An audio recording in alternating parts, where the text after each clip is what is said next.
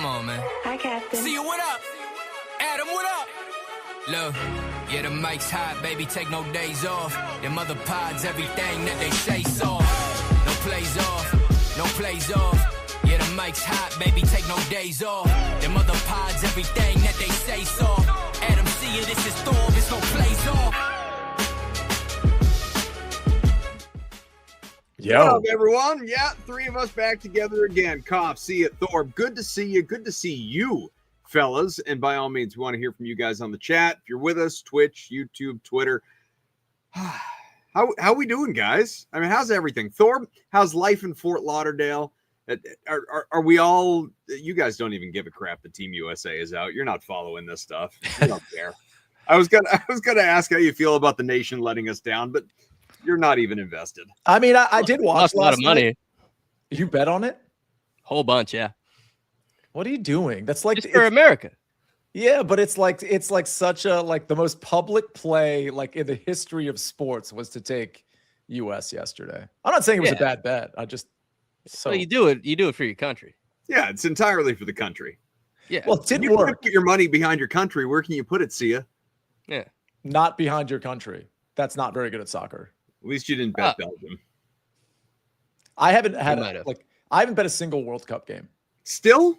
Nothing. Your guy Bucket's on fire?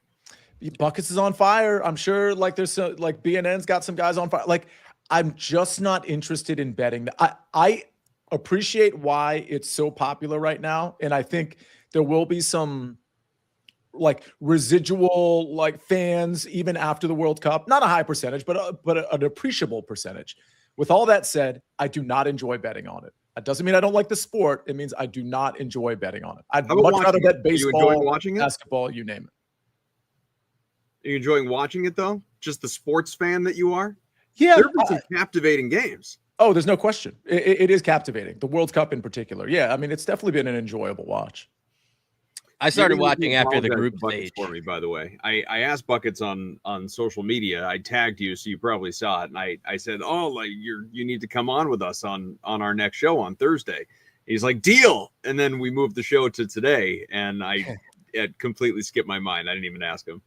Well, I didn't see that, and he wouldn't have been able to come on Thursday anyway because I think he's traveling back from the studios. But honestly, probably after the World Cup would be a good time for Buckets to come on because he's great regardless, World Cup or not. I mean, he's so entertaining. By accident. Thorb, you did you downsize a chain since we started the show? I felt like there were more chains around your neck when we began. They're just sticking together right now. Oh, okay, all right. Yeah. Perfect. Yeah, my bad. And now you're in a tank top, which just feels very Miami. I feel like you're assimilating to the culture. Although that color tank top, I feel like it's got to be a shiny white or a red or an orange. It's got to be loud. So I feel like you haven't perfectly assimilated yet. You need to look like you walked out of the Fast and Furious. I'll work on. I'm also outrageously white currently, and it's alarming, and I need to work on it. I planned a pool day last week, but then something came up. I got to do something about it. I'm reflecting the sun here. It's bad. What's your Miami social life looking like a couple weeks in? Oh, I don't do anything. I just work. I don't know. I do exactly what I did in New York. I just I go to pull wax, as my theoretical job. Sure. And then I get home and I work on music for 8 hours until I go to sleep. And then that's really it. So I've been out. It's no one time. White. Yeah, I mean, this is why. There's sun in New York. I haven't seen it, but it's I do the same thing I was doing in New York, but now I'm just in Miami, which is cooler. In case I wanted to do something, things are there for me. I just don't do anything. You know what's interesting? Breaking news. I'm flying down to South Florida tomorrow, staying on Las Olas.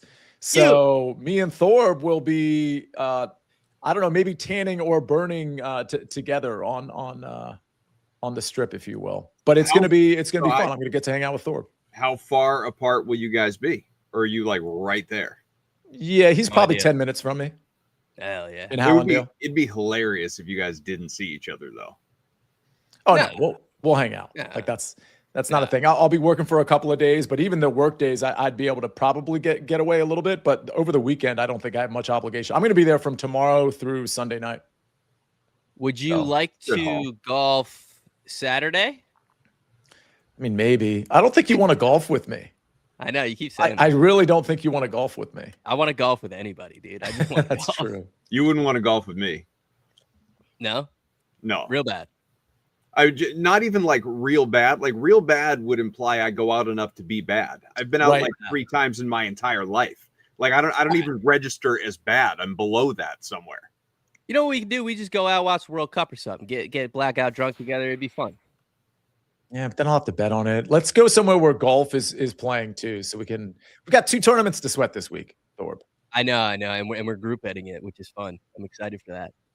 I am gonna. I mean, you can give out your picks now if you want. Just know that at some point, I won't be listening at all. So I will hit you up on the group thread and ask you for your first round leader plays and your finishing position plays, your make the cut plays, maybe your outrights if I want to get crazy. But really, I'm looking to be a little more conservative.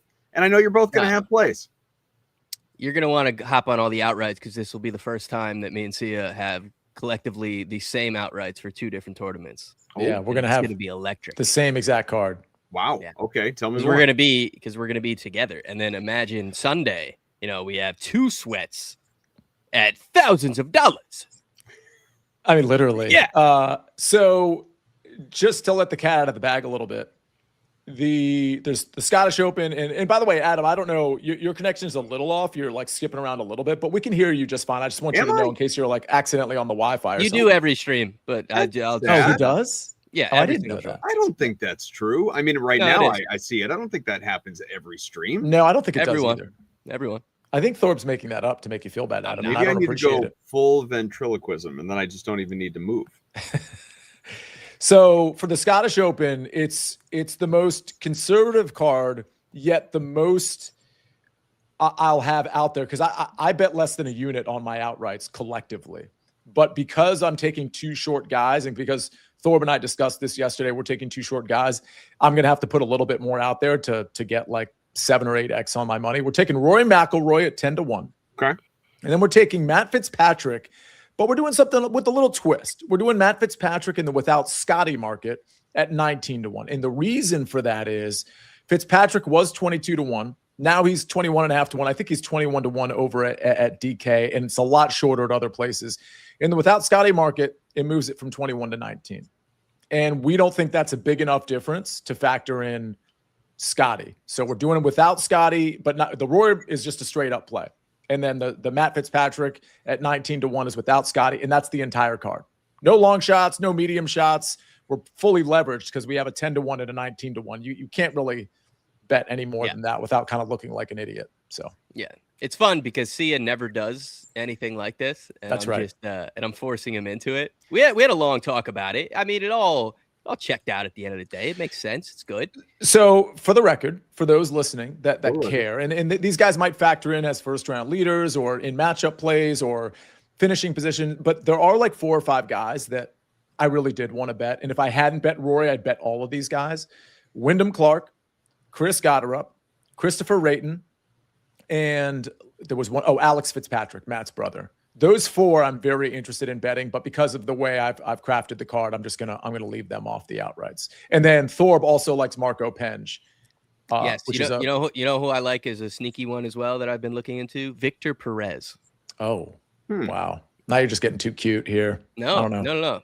Victor Perez top 20. You got to check your normal people books to see what I can get a top 20 at, because I never know what's correct over here. It's You're confusing. still grossly limited everywhere and doing your work on Polymarket.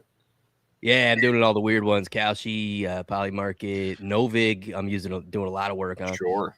Do they have finishing position markets? They do, but like I never know if they're good or not because like it's all about who's betting it, and like not many people are going to place bets on Victor Perez. So like I don't know where it's all based on liquidity and like who's betting what. So I don't know. It's confusing. I may as well get the ISCO outrights out there too, because me and Thorpe are betting all of those too. William Mao at 30. I'm going off memory here. I haven't even put these out officially yet, so this is like the first time I'm putting it on. Scoops.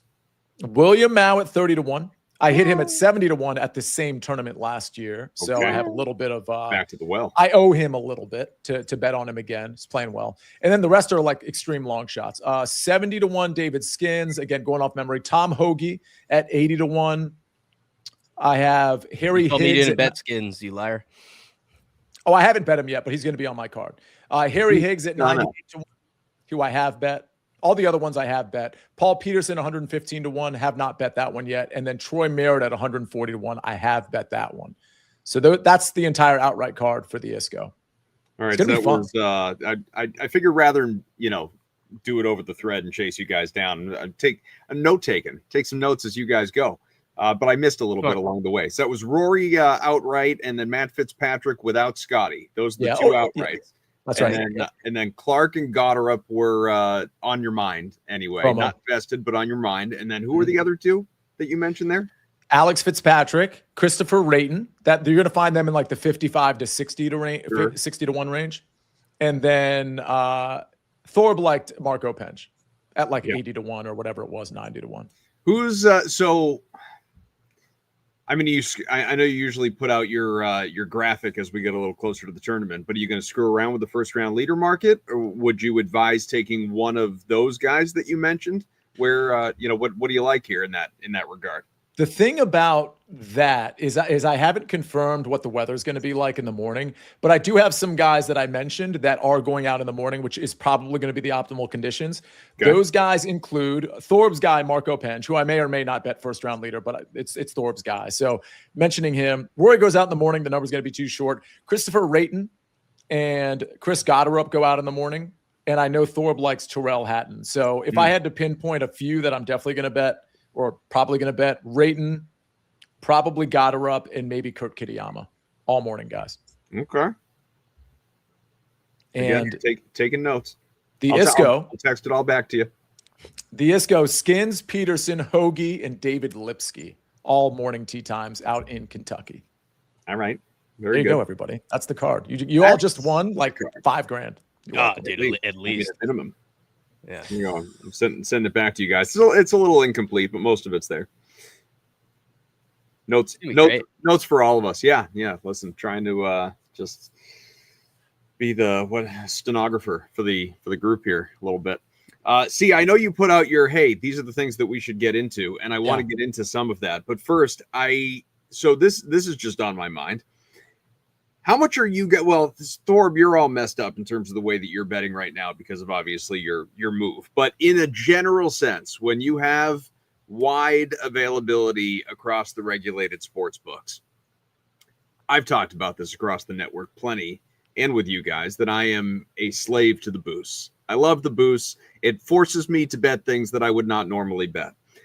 But whereas I don't want to dump on any books unless I get really upset. I'm not quite there yet. So I am just going to allude, and you can connect whatever dots you want to connect. But there is one book that offers a litany of boosts every single day. And I love that about them. I think that's wonderful. And my max have even gone up and up and up without me being a losing bettor. So they're trying to turn me into one if I feel so compelled into max betting. But what I don't like, what drives me crazy as it comes to MLB boosts, and I don't think either of you bets a whole lot of baseball, but they will. I bet a lot of baseball. I just don't put out a lot of official plays. Well, same all right, like a lot of baseball. A lot. Parlays though, or a lot of straights? It's what was the first option? A lot of parlays or a lot of straights? Both. Okay. Like last night, I had two parlays going, money line parlays that closing with the Dodgers, which didn't end until 1:30 in the morning because the 6-1 lead ended up 7-7. Yeah, I had the run line in that game. So yeah, believe me, I was paying attention to what was going on. Oh, I'm sorry, I wasn't listening. Was it the Dodgers you were just talking about? Yeah. I had the run line. That was awesome. Yeah. I had the money line, fortunately, but I wish I had. Didn't. I had the run line and the under 10 runs. All happened in the 9th inning. It was sweet. It's awesome. Yeah, no, that was anyway, where I'm going with this is this particular book, like there a lot of books you will get let's say a parlay boost on MLB, 30%, 25%, 50%, whatever the hell it is, doesn't matter. And it will just be a parlay boost. So you could do like you're talking about a money line parlay. Sure. This particular book And I don't really have a problem with like minimum 300 or 400, that kind of thing. But what it does require is SGPs or SGP pluses. It doesn't have to, it can't be a parlay. And I am finding it impossible lately to not lose on plays that I should win. Like right play, wrong result, parlay after parlay, because that leg that I'm choosing to make it an SGP is ultimately what is screwing me over. I'll give you an example today. So there are some favorites that I like today. Some very obvious chalky ones, but nevertheless some favorites that I like. For instance, a little bit later on, the Dodgers again. I like the, I don't love, but I like the Red Sox. Who else? The Marlins are certainly one that I love the Marlins tonight. There was another one. Oh, Phillies. Noted. Phillies are another one that I like quite a bit. Anyway, we have a doubleheader between Milwaukee and St. Louis today, and I love Milwaukee in this first game. And so I'm trying to build out this SGP or SGPX when I would have liked to have just done a parlay of the teams that I like. But nope, got to be the SGP. Got to have that leg. And so I decide to include Milwaukee in this first game with Mizorowski on the hill. First 5. If you're not following along with this game, I am. Milwaukee at the end of 5 was down 3-2, parlay dead. I knew instantly the second that died, before it even went to the bottom of the 5th, I said, Milwaukee's going to tie it in the 6th. Sure enough, that happened, and Milwaukee now leads 4-3. It's in the 8th inning. Mm-hmm. Milwaukee's going to win this game. Yes. And I'm going to lose my parlay because of a leg that I didn't want to include in the first place. Stop and it. My fault. Like, I obviously I should have picked a different leg. And one thing I almost never do, I bet first 5s all the time. I almost never bet first 7s. It is not a market that I play around with. Revisionist history being what it is, I'm kind of wishing I had done first 7 simply because the logic of wanting the full game and not the first 5 to begin with was I want more of the game. I don't want to handicap myself to the first half of the game. So if I had done a first 7 and a full, then great. I at least I would have, been live to potentially cash the thing. So as Japan in the chat says, Adam, stop crying. I will stop crying by asking you guys, when you see it, I guess more so, when you find yourself in this position to where you have to do an SGPX or an SGP, what are you doing? Are you doing maybe the other team to score? Are you doing alternate K prop? Or what are you doing that I am clearly doing wrong? Well, I'm not necessarily winning these parlays. I mean, the reason why I don't put the parlays out is because we all know that parlays are losing bets, and we know that the sportsbook's inducing us to add a leg or two that ultimately one of those is going to fail, and then that $20 that you spent on a little meaningless parlay ends up adding up, and all of those things. So I don't think they're a good idea, but there are things that I'm doing which wouldn't have worked in this Milwaukee game, by the way. And for the record, I think first 7 would have made sense. I always look at first 5 too, but with Mizorowski on the mound, first 7 would have made sense because you would have figured Mizorowski would go maybe deeper into the game because he's just so dominant. And that's the whole reason I take first 5 is because I don't want to worry about the bullpen. But if we think the pitcher is dominant, is going to go 6 or 7 innings, then we can kind of like factor in a couple of extra innings for the Milwaukee hitters with Mizorowski on the mound. With that said, one of my things that I do is I'll take the money line on the full game, and then I'll add in like the first 5 and the first 7, and it's not going to, they're all correlated. It's not going to tick up a ton, but like it'll tick up enough maybe to get you to that plus 300 level that the book is requiring you to get, so that I'll have like maybe 2 games, but one of the games I'm betting the first 5, 7, and 9 just to get it over that threshold. Yeah, and that's basically what I did today. And again, it's maybe it loses down the line. It already lost anyway, but maybe it would have lost is my point. But I took the Dodgers, the Phillies, and this game 1 of the Brewers. And to get to the plus 300, I did full game and first 5 for all 3 of those games. And for it to die on the very first leg is just infuriating. You could also do alternate team totals. Like if you if it's 4.5, you take it down to 3.5, and it's that might get you there as well. Yeah. Stop betting parlays. Yeah, that's the thing. Well, that is the thing. But listen, I as you guys both do, or at least Thor does. I don't know if Sia does. My stuff is tracked on Picket, and it's all my accounts are linked, and I can see that I am a profitable parlay bettor. So in the grand scheme of things, it's not like it's been a losing proposition, but when it loses, it is annoying as hell. Yeah. I don't think I've bet a parlay in months. Interesting. Really?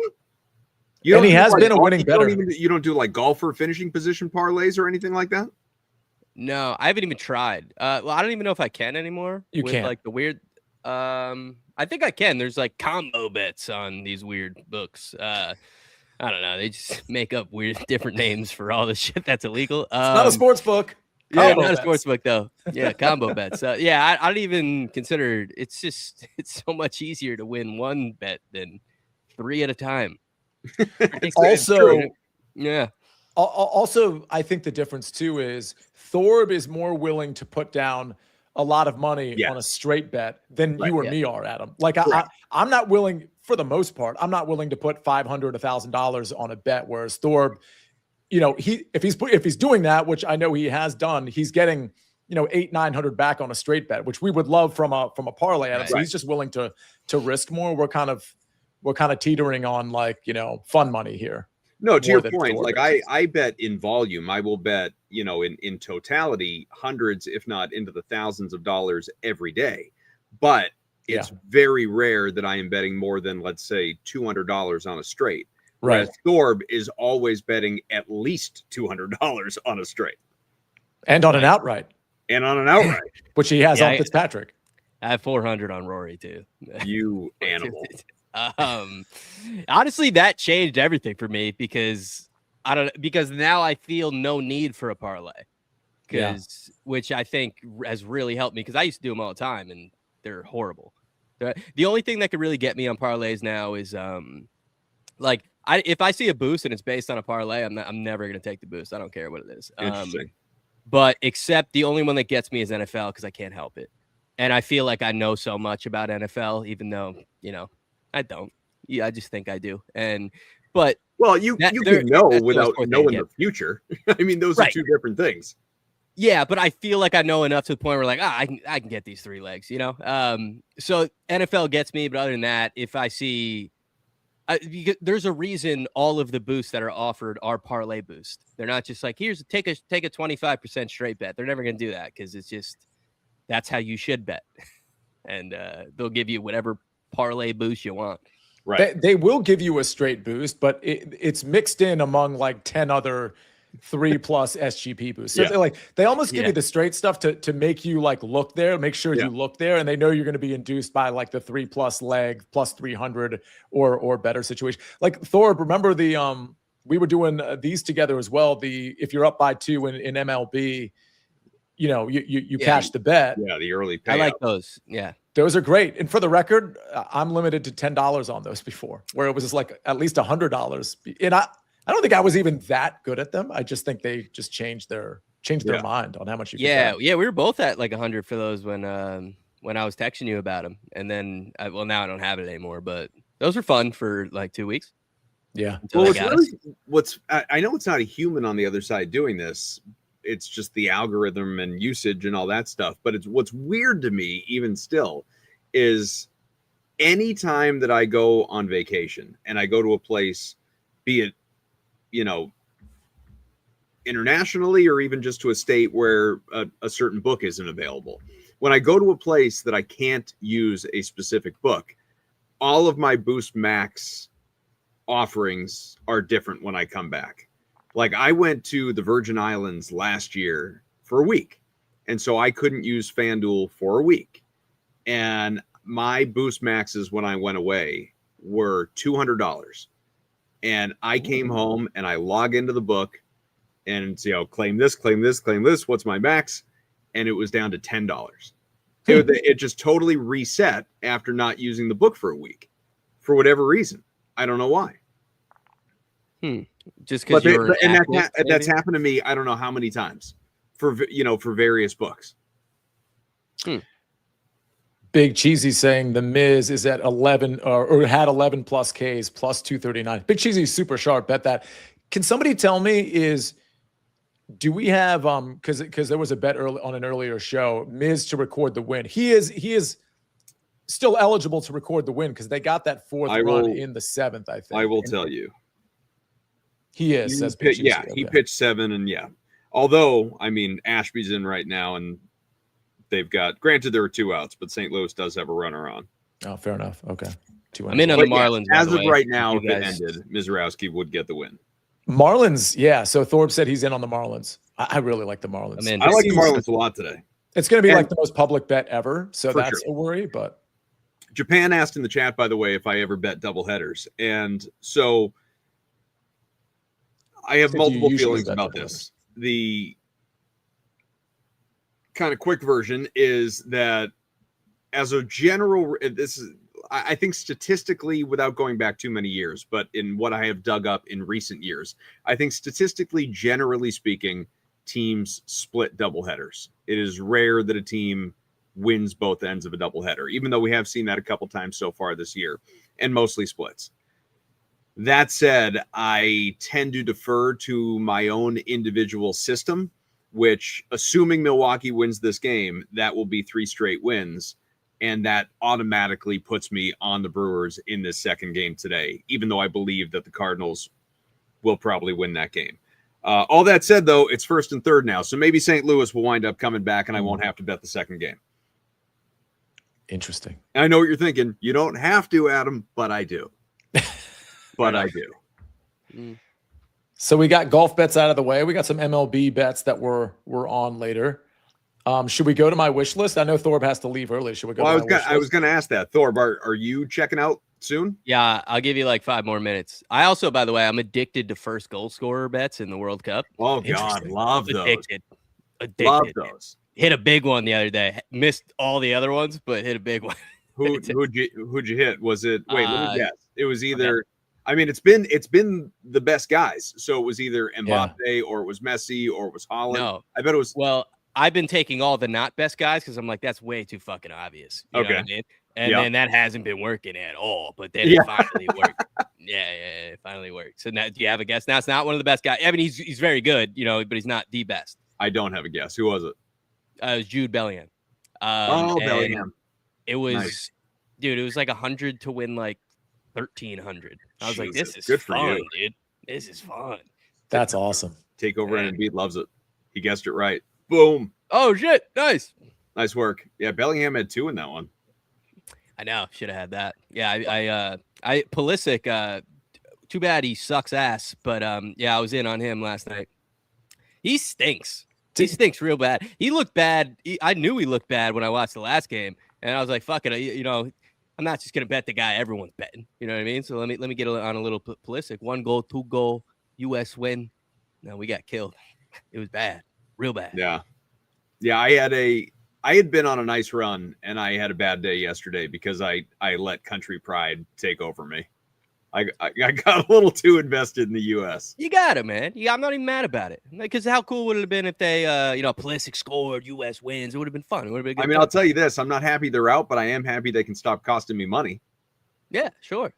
Well, I mean, they were probably winning you money at first, but they were. Yeah, I mean, I'm having a profitable World Cup overall, but these last couple of days I've gotten a little reckless. Yeah, I was really good at betting the games, and I started doing this whole goal scorer thing. But you're locked in. It's not as good, but it's boy, it's fun. It's fun. I'm so in on Lamine Yamal. He's so due. He's God, I'm gonna be so invested in him in the next game. Do you have anything in this currently scoreless Colombia-Switzerland game? No. What are the odds? Because I like Colombia, but I actually like Switzerland. I mean, I didn't bet it. I opted to bet the game a little differently. I did both teams to score, but between the two, I do like Switzerland. I feel like most people are on Colombia. Yeah, probably. I like Colombia, but really I wanted Egypt to win. That would have been so fun. That would not have been fun. I feel bad for them. I had a parlay that included Spain getting to the quarterfinal, so I I needed that. Now Argentina and Spain was the parlay. So I needed Argentina to come back and win. That was a miraculous win. I had a Messi goal like everybody else in the world. So that came through. I know. I feel like people are getting so lucky with these. Messi's they going to are. score. Yeah. They are. It's so fucking dumb. It's pissing me off so much. Scored early on the PK. I'm seeing everyone's parlays all like Messi, Mbappe, fucking parlay. I'm like, how are you hitting that? That's so stupid. The chalk was hitting at an insane rate in the group stage for sure. It's perfect though to recruit long-term soccer bettors because they're like, oh, this is easy. I just like pick out the best guy and I bet both teams to score plus goal score and I'm going to win money. So it's actually like the chalky thing during the popular event is like so good for the sports books long-term or just sports betting long-term. Frankly, see, you'll be happy to know Brewers got out of it. So they are up 4-3, top 9. Yeah, I just saw that. So predictable. It's crazy. If you're up 2-0, yes, I know it was Egypt versus Argentina, and Argentina is way better. But if you're up 2-0 and there's like 20 minutes left in a soccer game, let's call it with extra time. Let's call it with extra time, like 25 minutes. What's the equivalent of that in the NFL game? Like, how many points is a team up to feel the same way you'd feel if you're up 2-0 with 25? How much time left in the NFL game? Well, so let's say it's like towards the end of the third quarter. Okay. What's the score that would be the equivalent of a soccer 2-0? With how much time? Sorry, how much time left in the soccer game? 25 minutes. I think 17 is the right answer. Yeah, that's about right. I think I was going to say 14-ish, so 14, 17, sure. Japan says 10 to 14. That's not enough. It's not 10. It's not 10. 10's easy. 10, yeah, 10 you can take care of real fast. But 14, 17, I mean, we just saw, I can't remember who it was, but it was 3 days ago or something. There was another one of those. Maybe it was a Senegal match where it was 2-0 real late, and they came back and made it 2-2 and forced extra time. I think it was the Senegal game. But, yeah. I mean, it's incredibly impressive. It was a fun watch for sure. I got screwed because I had Argentina minus 1.5, and I had lost. I mean, it was 2-0. I had lost all hope. As soon as Egypt scored that second goal, I was certain it was dead.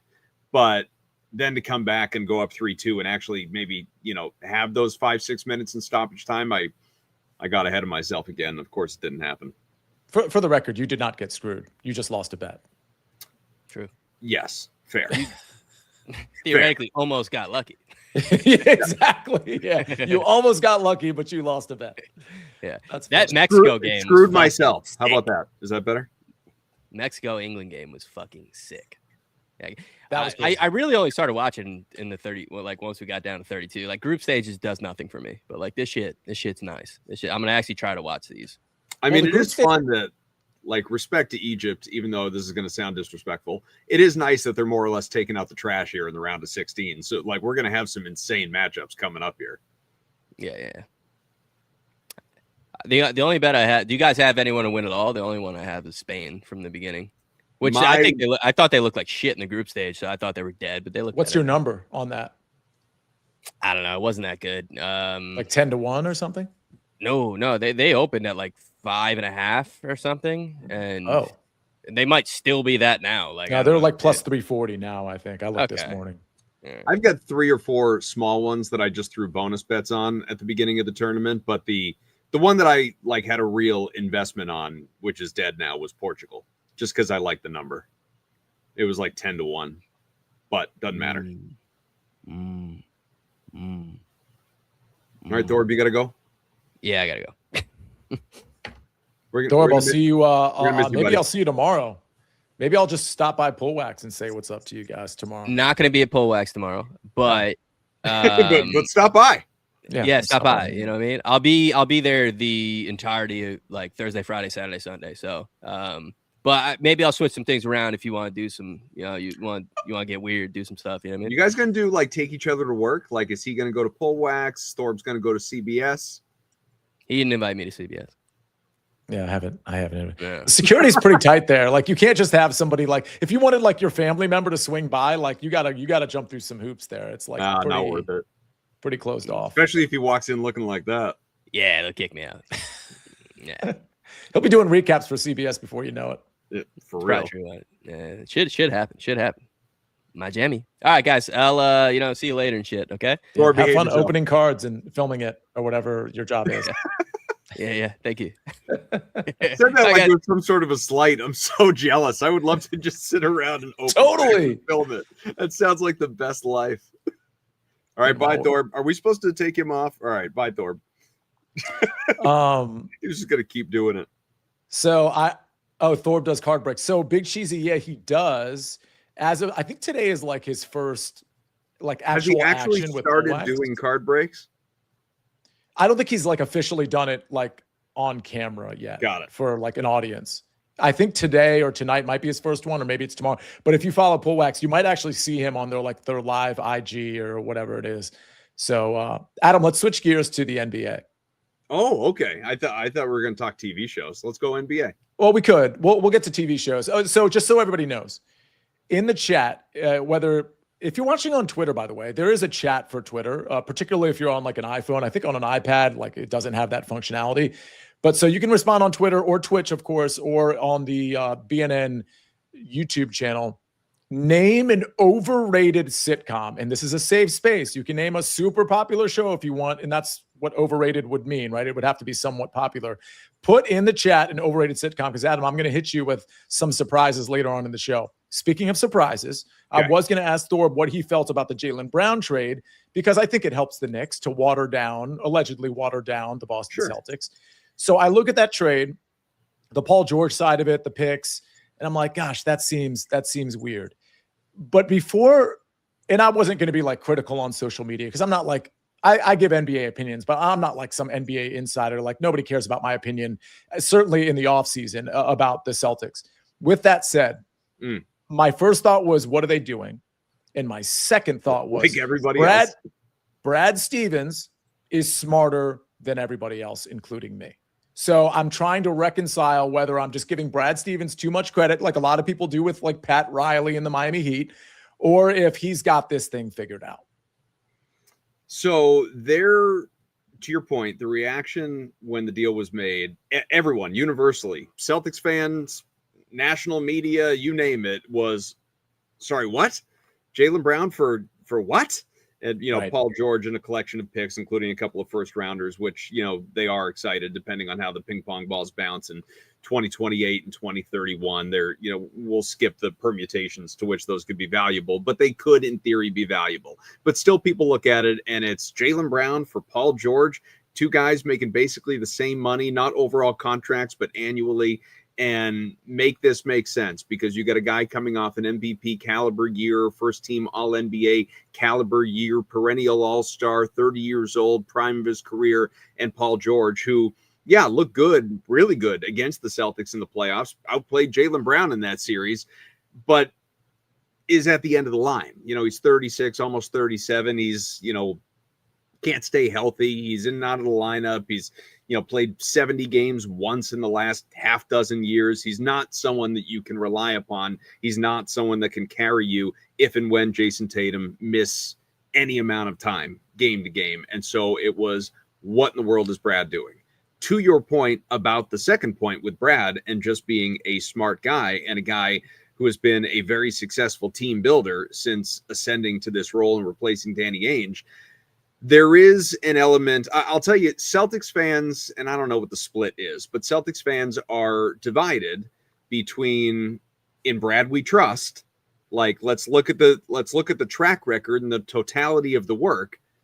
This guy didn't just become an idiot overnight and doesn't know what he's doing and doesn't know how to assess basketball, and then the flip side is Brad needs to be fired. This is outrageous. He's costing Jason Tatum right in the thick of his prime years an opportunity to contend for maybe multiple seasons, and they're rebuilding and they're resetting.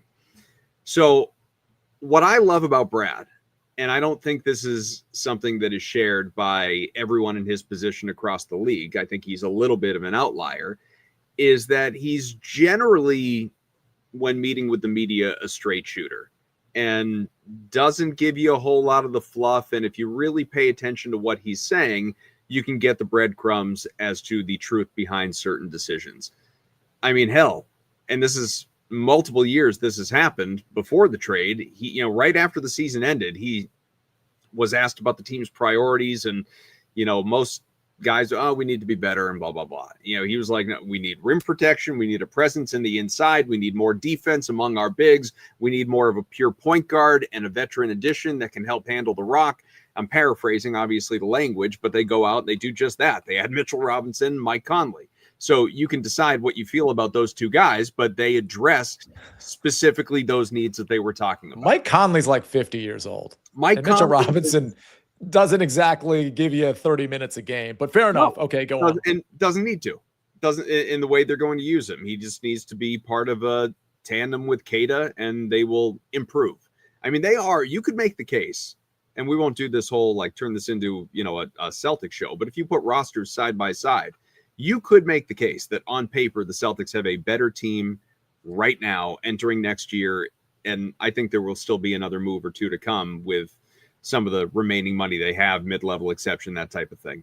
But you can make the case they are a better team than they were last year, even though that team overachieved, won 56 games, just generally worked harder than everybody else.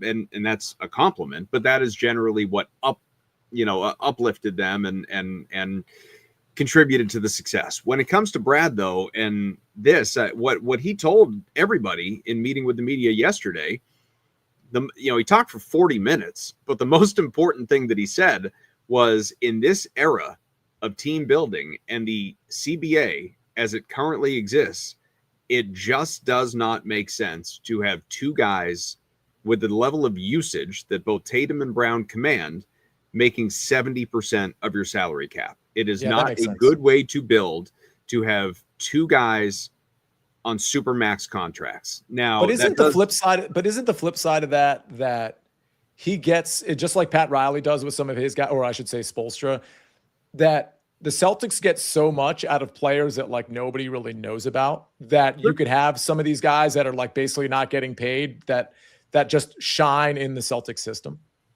Sure, absolutely. I mean, depth wherever is important. We saw it with the Knicks, we saw it with the Thunder, we've seen it with, a bunch of teams across the league that you need to be getting contributions out of your, let's call it 5 through 8, 9, versus obviously being top heavy. And I think the Celtics, whereas they were obviously interested in Giannis Antetokounmpo and could have justified giving him that contract because he's another top 5 caliber player in the NBA, they don't view Jaylen Brown that way. And the league, based on the return, it is immensely clear, does not view Jaylen Brown that way. Jaylen Brown is a very good basketball player. He is a perennial all-star. He is not a superstar. He is a guy that can be a number one on a, average team, a little bit above average team, but is not ultimately worth the money that he is being paid for what he gives you on the floor, which many of the advanced analytics will say is, in terms of on-off splits, occasionally a net negative, as he was in the postseason. And so that, I think, is what the front office very controversially in Boston decided. And Brad Stevens said multiple times, look, this is the decision we made. We may be wrong, but we feel it's the way that we had to go. And so we'll see. We'll see how it plays out. But yeah, I'm fascinated. I think it's the most interesting trade that's been made in the NBA since obviously the Luka deal. Switching gears, we'll keep this answer short, because I wanted to get to the sitcom thing. We have Josh Lecter and Gator fan chiming in with the overrated sitcoms. Oh boy, where does LeBron end up? Not Boston, because that keeps getting talked about. That's not happening. Even though the Celtics are on the Rich Paul whiteboard among those 10 teams that were there, people have mentioned the Sixers. That's, Kendrick Perkins gone on and on about the Sixers. I don't think that's going to happen. The Knicks are not in the running after winning the championship. I would say it is the home, the homecoming and closing the door on Cleveland on a third tenure there. I think the Cavs are very live. I don't think Miami, I don't think he goes back there. I'm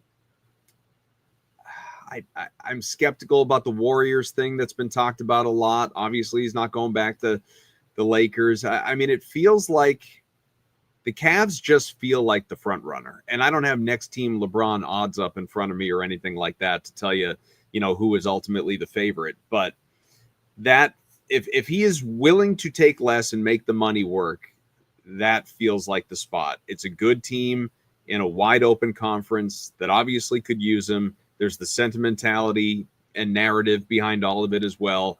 The city, even though he's left them twice already, could not be more excited if he makes that decision. Everyone would be thrilled. That's what I think. But what about you? Where do you think he wants? I think it's Golden State. I think Cavs would be second, and I think the Heat would be third. And I do think there's a benefit to going to the Eastern Conference for obvious reasons. Because even if he goes to Golden State, as old as they are, they're still probably not better. I mean, I don't know. Maybe they are, but I don't think they're better than San Antonio or OKC. But if he joins a decent team in the East, Giannis and Bam or the Cavaliers, you can make the argument that he's making that team. I know he's not like super great anymore, but he's making that team or turning that team into like a clear top 2, top 3 team. Yeah.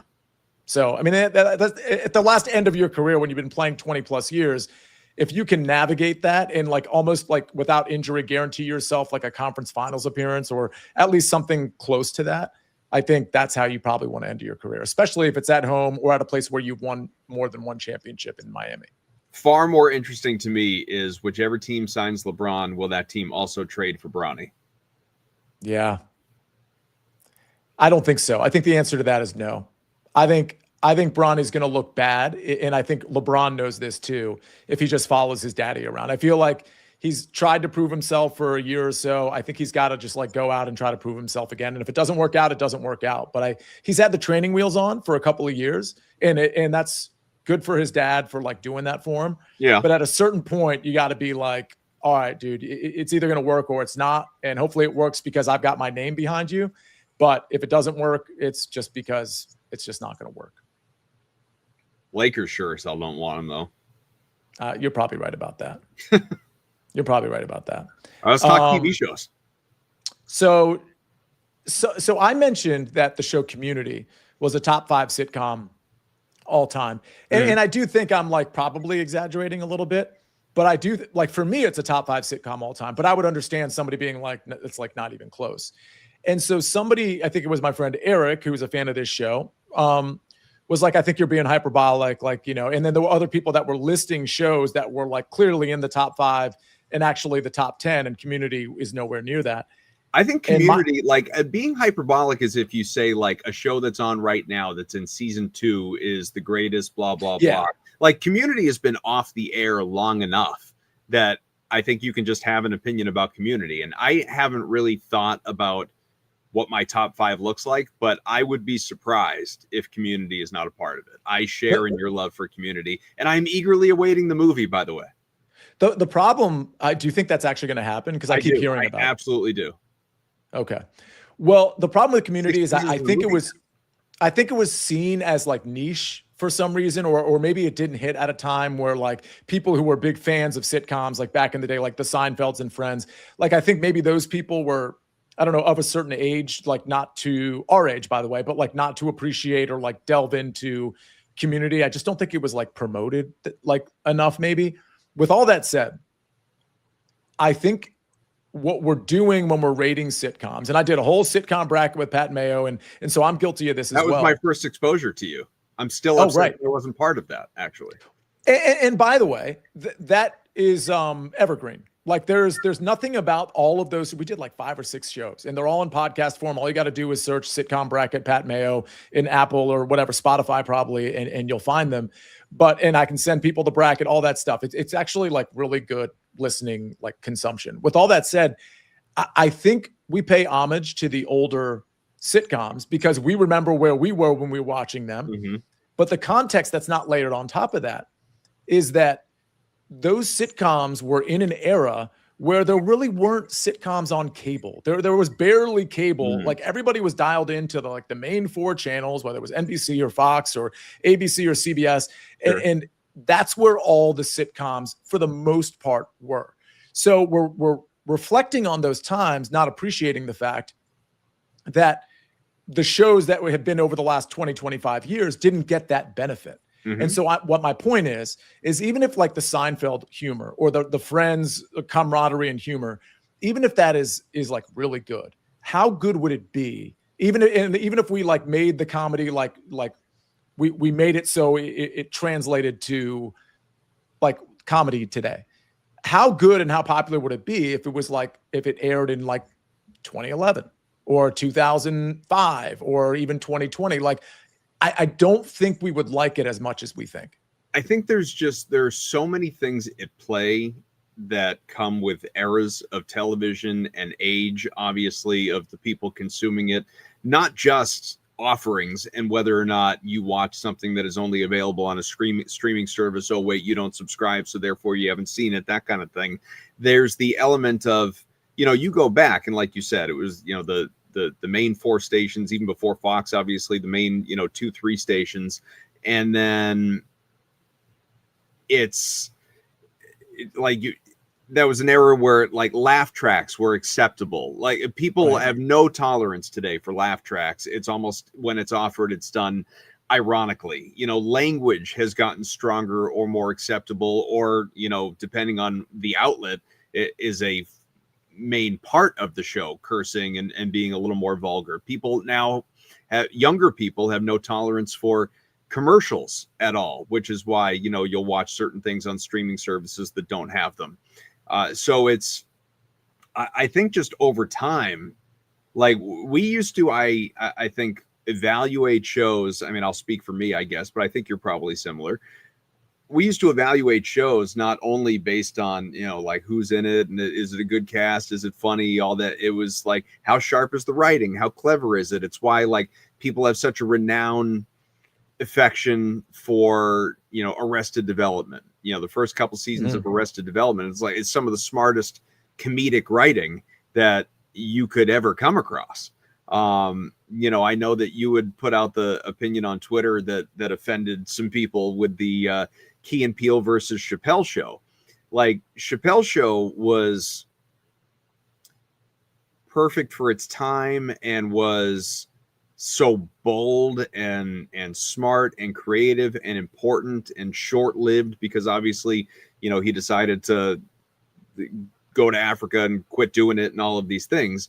Key and Peele ran a little bit longer, but it was their tandem in, graduating from Mad TV as an alternative to SNL and doing things that were, pushing the envelope even more and more creative and just different and has more long-lasting rewatchable appeal and all of this stuff that, man, it's such to me a fascinating conversation of what what people really enjoy versus what they don't, and ranking these things or saying what's overrated. Like for me, and I'll stop talking, but like Seinfeld, yeah, I watched it like anybody else my age, but Seinfeld, incredibly overrated in my mind. Like I think that if I'm talking about the exact same genre and many of the same people, like I think Curb Your Enthusiasm is a better show than Seinfeld ever was.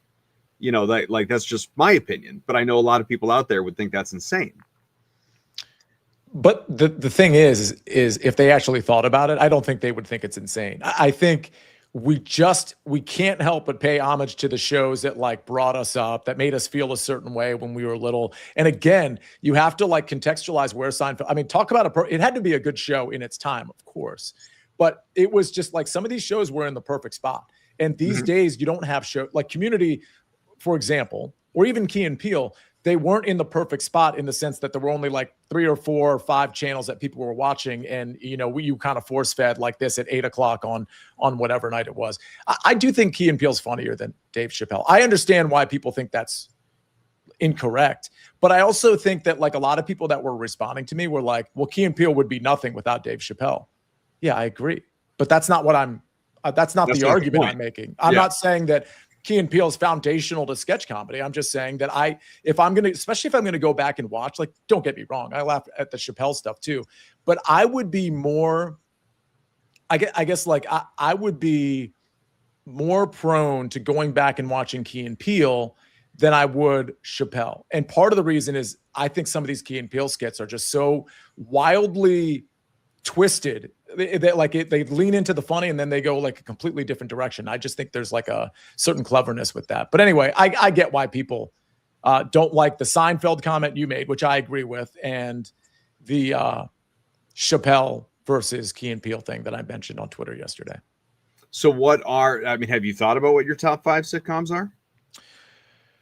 No, I mean, so off the top of my head, Frasier's always going to be one. And if we're going to talk about sitcoms from that time, you want to talk about rewatchability and going back and seeing if some of the comedy and some of the interplay translate. Frasier versus Seinfeld, it's not a close call. I understand people are emboldened by the whole Seinfeld thing, but I'll go back and watch a Frasier episode. Not that I've done that recently, but the rewatchability on Frasier is awesome. And it's not just comedy. There's like some psychology and just like, I think, brilliant acting in that show. So that would be number one. Family Guy's in the top 5. Just real quick, just because I'm thinking about Frasier now, you probably have never even heard of this show, but I want you to, I don't know, YouTube or something, like find it. Have you ever seen the show The Powers That Be? No, never heard of it. It ran for a season, maybe 2. Incredible cast, including David Hyde Pierce, which is what you got me thinking about it because of Frasier. And it definitely is dated. Like I don't think it would work now, but, and it was on, God, at this point, 2 decades ago, easily, maybe 25 years ago, but it's so effing funny. It's so funny. David Hyde Pierce is an amazing actor. He's like just an amazing actor. Not unlike on Frasier, he is just the perfect straight man on this show. And it's a political show, a satire of like it takes place in DC, so your backyard, and it's politics and families behind politicians, and it's so funny. I beg of you to try and find it somewhere. So I know we got to get out of here in a minute, as I see we got Beast McNeese, Veeks, and I see PJ Glasser down here, which is so cool. PJ's awesome. So I know we got a show coming up in a minute, but I don't have a top 5 off the top of my head, but I will give you Frasier, Family Guy, and Community as 3 of the top 5. And I'm sure I'm forgetting like some easy ones, but I'll round out the list. How I Met Your Mother might be inside that top 5 too, but I'll have to round out the list next week. Maybe some of the listeners can let us know what their list is. Tag Your Betting News, tag one of us, whatever it is. Let us know what your top 5 sitcoms are. What, real quick before we leave, were the overrated sitcom submissions you got from people? Well, you said we got a few during the show.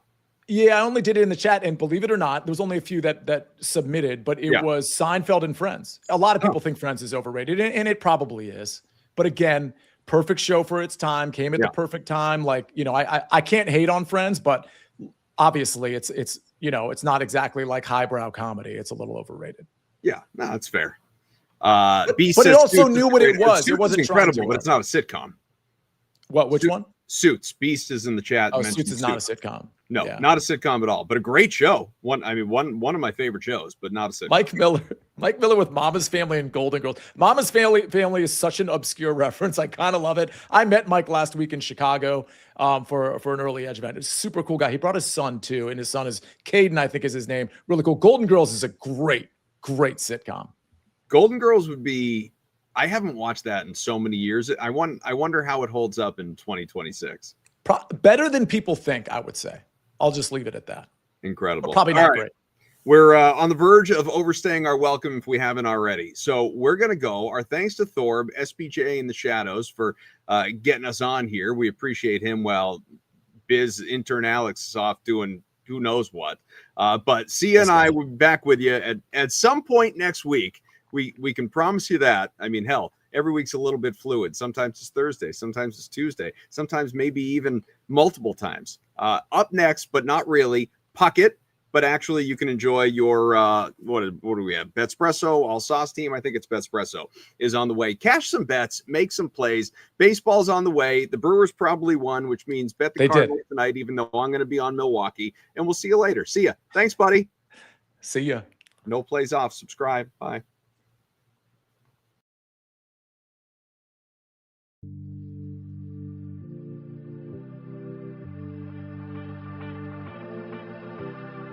Don't touch the night, cheated by, traveling on the rim. Gonna make you fly, see you die.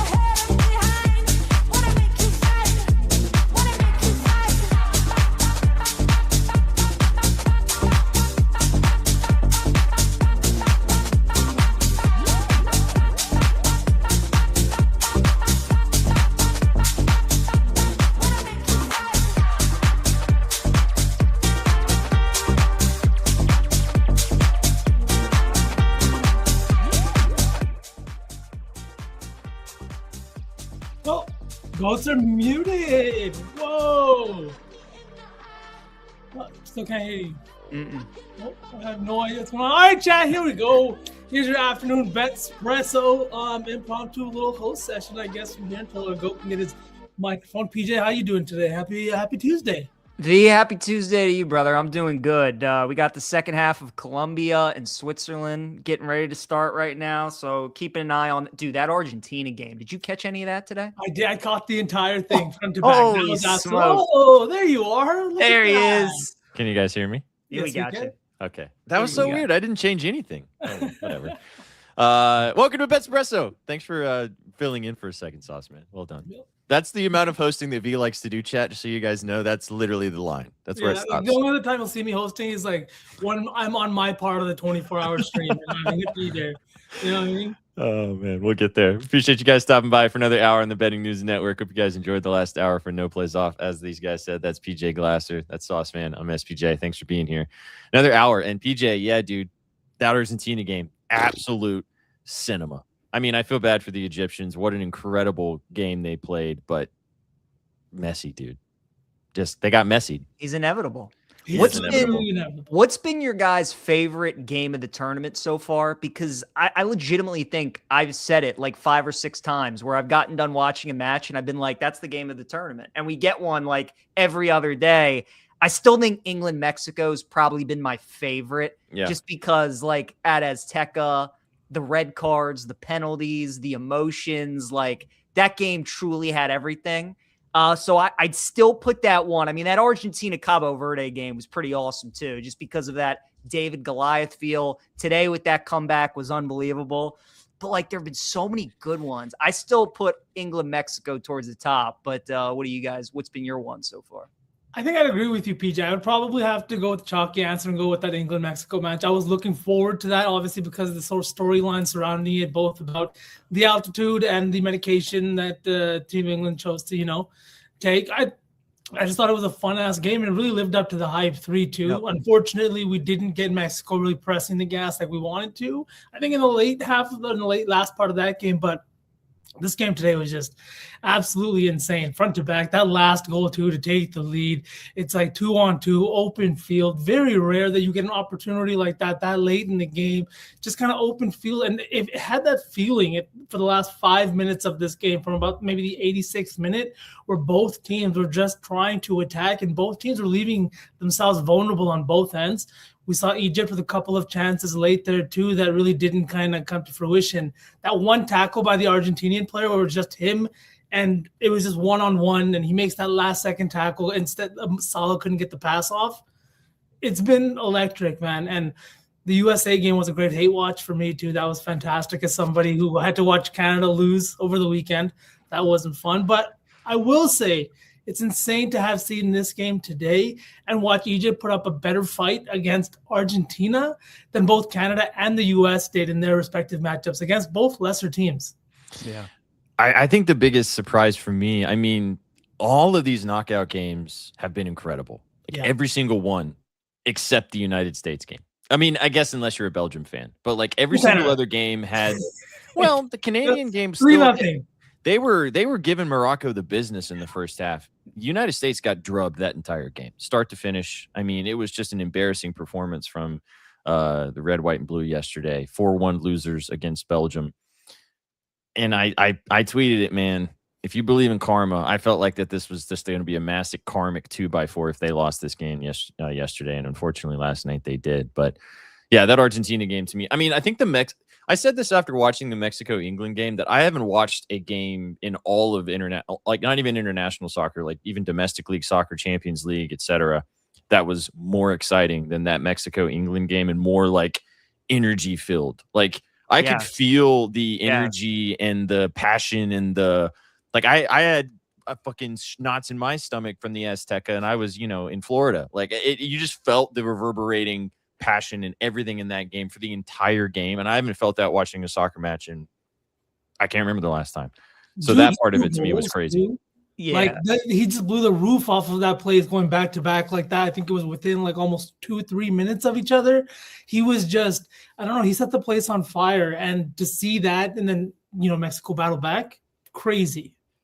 Like when people talk about like, like, oh, that was a gutsy win. That was a gritty win. Like we throw those terms out a lot. Like I feel like that's the definition, right? Like you could truly feel those England players, especially when they had to go down to 10 men, they just truly left it all on the line. Boys, I don't know. And I've said this on other shows this week. I don't know if there's a tougher place to win a road game in sports than at the Azteca. Like I can give you any sport, college football, college basketball, NBA, and whatever you want. You take whatever sport all over the world. I think winning a road game at the Azteca against Mexico is probably the hardest thing to do because the videos of people that were there, everybody said that's like the greatest sporting event they've ever attended. And I agree with you, SPJ. I'm sure everybody felt the way we did watching it. You could just feel it. I don't think it gets any tougher than that. So I think before the game, it was like in their last 80 games there, they had 2 losses. Now in the last 81, they've got 3 losses in that stadium. And to be one of those 3 teams, bonkers. Hadn't lost since 2013, win or drew in all international competitions as Mexico. I did see somebody tweet out that England basically went to LSU on a Saturday night and won one in the Bayou. I mean, that's my biggest, like, what is it? Death Valley? Isn't that what it's called? Yep. Like that feels like the only semi comparison. I mean, I guess people always talk about going to Mile High because dealing with the altitude, etc. But like in this situation with what's on the line, and I mean, America has been talked about since yesterday because of not getting the job done, and once again not getting past the round of 16. A lot of teams have underperformed, but the English, if you date back some of their history as well, they've also kind of fallen flat in some of these big time games, and they've also fallen flat in the Azteca before as well. Obviously, Maradona's hand of God came in that stadium to the English fans as well. So for all of that to kind of be put aside, and Jude Bellingham to put up the performance that he did was just absolute cinema. So, but again, Messi. I literally was watching this Egypt game, thinking to myself, is Messi really about to go out of this competition? Is France just going to have a cakewalk to the final now? And then, of course, they score 1 goal. As soon as Messi made that run right before they scored their first goal, he went through like 3 people and then chipped it to the front post, and the guy headed it and he just missed. Yeah. As soon as that happened, I was like, uh-oh. Because when Messi gets that type of look in his eye and gets that type of move going, especially even at the age of 39 now, like he's unstoppable. And then bang, bang, bang, see you later. Also, that last ball for the 3rd goal was just watching that type of football for 20 minutes and then watching the United States play yesterday. They felt like they were playing different fucking sports. Yeah. Like, you know how they say like that looked like it was out of Madden? That looked like it was out of fucking FIFA. The way that it hit his head, the way that he angled the header in the opposite direction, where the goalie was just like, "Oh God, no, my momentum. I've made my decision, and it's not. Oh, just absolutely insane game, bro. Oh my God." But then you see that, and then again, to go back to, not to bring up for all you American fans out there, but like to then see, what Freeze did coming out of the box and looking like an absolute bozo, looking like young Wei Koo, not kicking the dirt instead of kicking the ball, and then Tim Ream forgetting that he's an actual international soccer player for an entire game. Just it's crazy to see the disparity of talent gap between.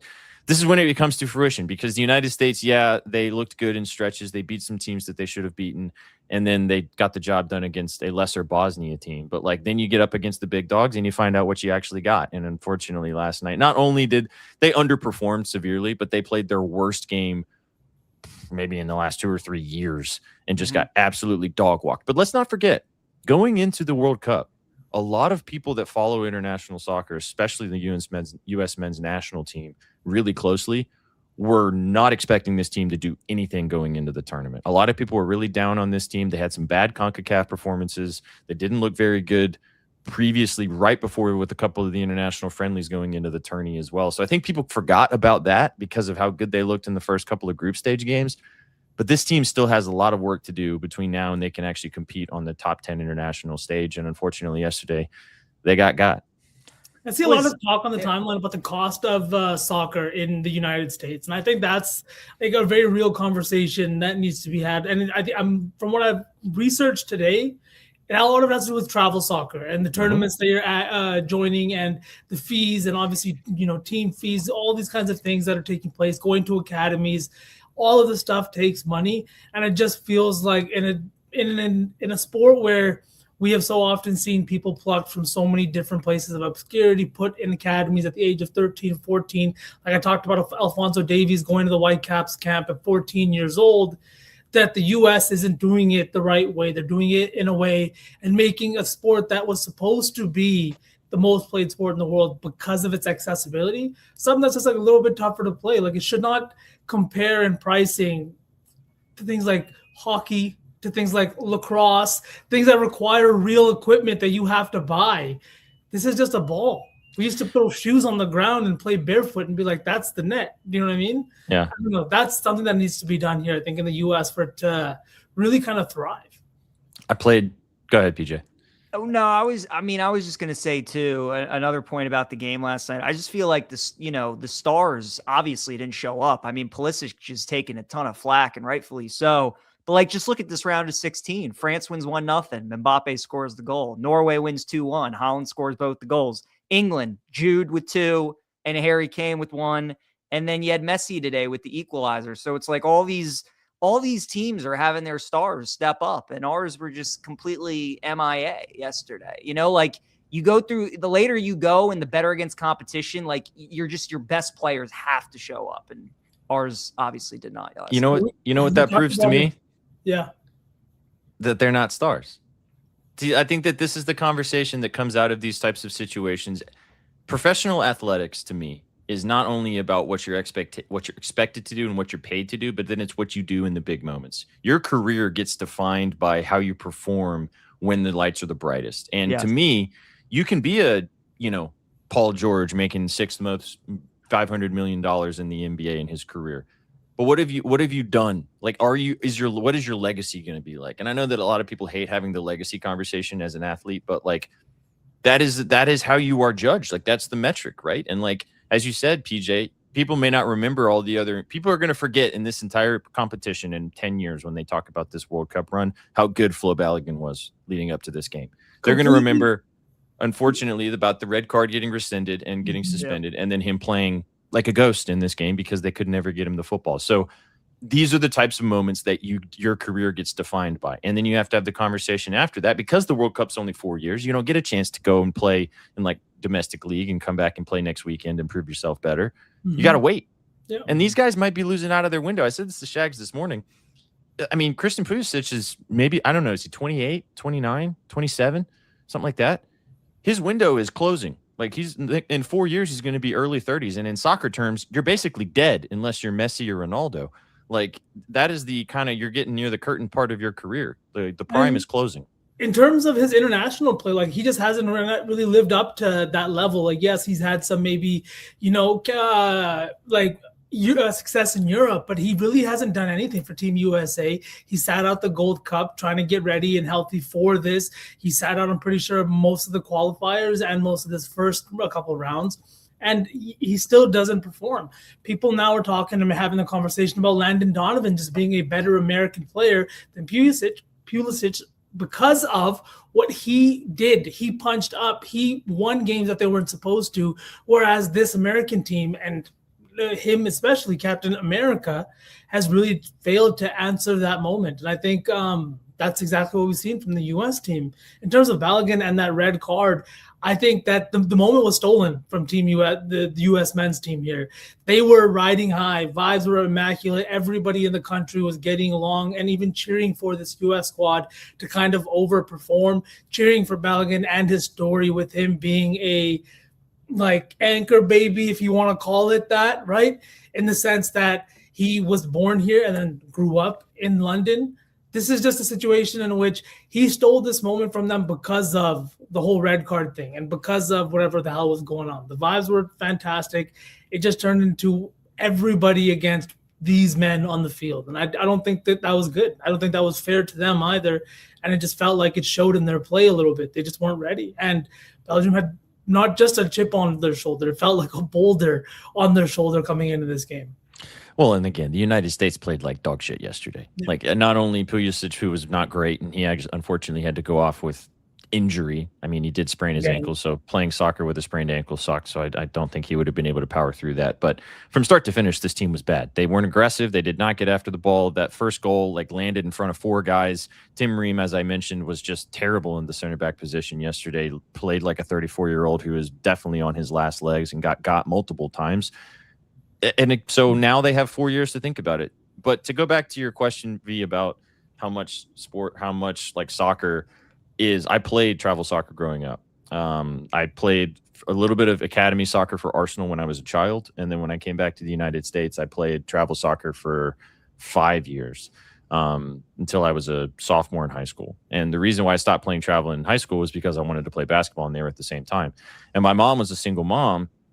And I mean, I go back and think about it now. And every time I see my mom and we get to thinking about this, I tell her, like, Mom, how did you manage this? Because I had tournaments every weekend. You had travel practice multiple times a week. And the soccer boots, super expensive, especially if you want to get the really nice ones, because if you want to play at the highest level, you got to get the nice boots, all that stuff. You got to get balls, obviously. You got to get to practices. You got to get to these tournaments. You got to pay the exorbitant fees for your jerseys. All the tournaments are not just down the street. They're in other cities. They're out of town, and you have to pay for the hotels. Yep, the flights. I remember when I was in the 6th grade, we had a tournament that was in Birmingham, and I was in Tennessee, and I had to fly to Birmingham for this tournament. It was insane. And like that was 15 no, that was 20 years ago because I'm an old person. Like I can't imagine what it's like now. And I couldn't even get into the ODP program, which is the Olympic Development Program. I was good enough to get into the ODP program, but it was so fucking expensive that my mom couldn't afford to pay for it. So I just had to play normal travel soccer instead of playing in the ODP program. Then again, this was 20 years ago. Yeah. So the inflation level of that has only gotten worse. And so it's crazy to see the lack of that investment in that level of sports. And we're seeing what has transpired, not only this World Cup cycle, but the last 2 or 3. The talent, the money is there. Right, we see it. Sure, it's just allocated incorrectly again and again and again. Like we have softball players making $1 million per season. We can't invest in soccer academies that aren't burdening parents. We can't invest in the best of the best here. It's insane, especially when you have MLS kind of having its moment and things like that. You would think in these cities, in these places, academies, at least in the big cities, right? It's because at the end of the day, the United States doesn't really give a shit about soccer. Like it does, and it likes to pretend like it does in these moments. And it's grown. The game has gotten better, but like football. See how much it changes now. Yeah, I guess. I mean, moving forward, but football will always be king. Basketball is king. Like there are just other sports that get so much more attention and so much more investment, and then soccer just is kind of like, yeah, okay, well, we'll still be present here and invest some, but like somebody tweeted that America needs a Erling Haaland, and they're like, the problem is that he's playing Division II basketball. Yeah, literally. But see, the thing is sometimes you try to put a soccer ball at these like athletic guys' feet when they're 16 years old, and I played against guys like that. It's too late. Like you got to get these guys that when they're young. But the problem is if you give a kid the opportunity to go possibly play soccer and maybe make your millions, but not be a superstar, or you're going to go try to play football or basketball and be make generational wealth. What are you going to choose? What is your parent like? What's this? Where are you going to go? What are you going to choose? How's it going to go? Most of the time, soccer or basketball and football are going to win out, or even baseball. Accessibility is supposed to win with that sport, and it just hasn't been that. I think here on this side, and I don't know about the Canadian situation. I would argue that it's probably similar, but we say it all the time with hockey. We don't have goaltending in Canada anymore, in a country that spawned guys like Martin Brodeur and Patrick Waugh, because it's too costly. Hockey is too costly, and being a goaltender on top of everything else, especially at an age where you are growing, it's just way too costly. And now we're seeing that. Absolutely. Keep us posted, chat, on what's going on in the last World Cup round of 16 knockout game, as Colombia and Sweden are currently tied 0-0 in the 60th minute. Still looking like a sweat for the Colombians, and maybe the Swiss team can pull off a tiny bit of an upset. We'll see what happens there in the last game. No games tomorrow in the World Cup. And then the quarterfinals kick off. Isn't it the kickoff on Thursday, don't they? Yeah. I'm pretty sure Thursday. Yeah, right? France, Morocco on Thursday. France, Morocco, which is going to be absolute cinema. France's pathway almost got a little easier with Argentina being eliminated. I'm sure England was just almost jumping for joy over the fact of Brazil and possibly Argentina getting kicked out of the tournament. They're happy about Brazil leaving, obviously, but we shall see what goes down in this last 30 minutes. We got a fun show in front of us today, guys. We're going to play Don't Get Got at the end. PJ's so excited. Portugal.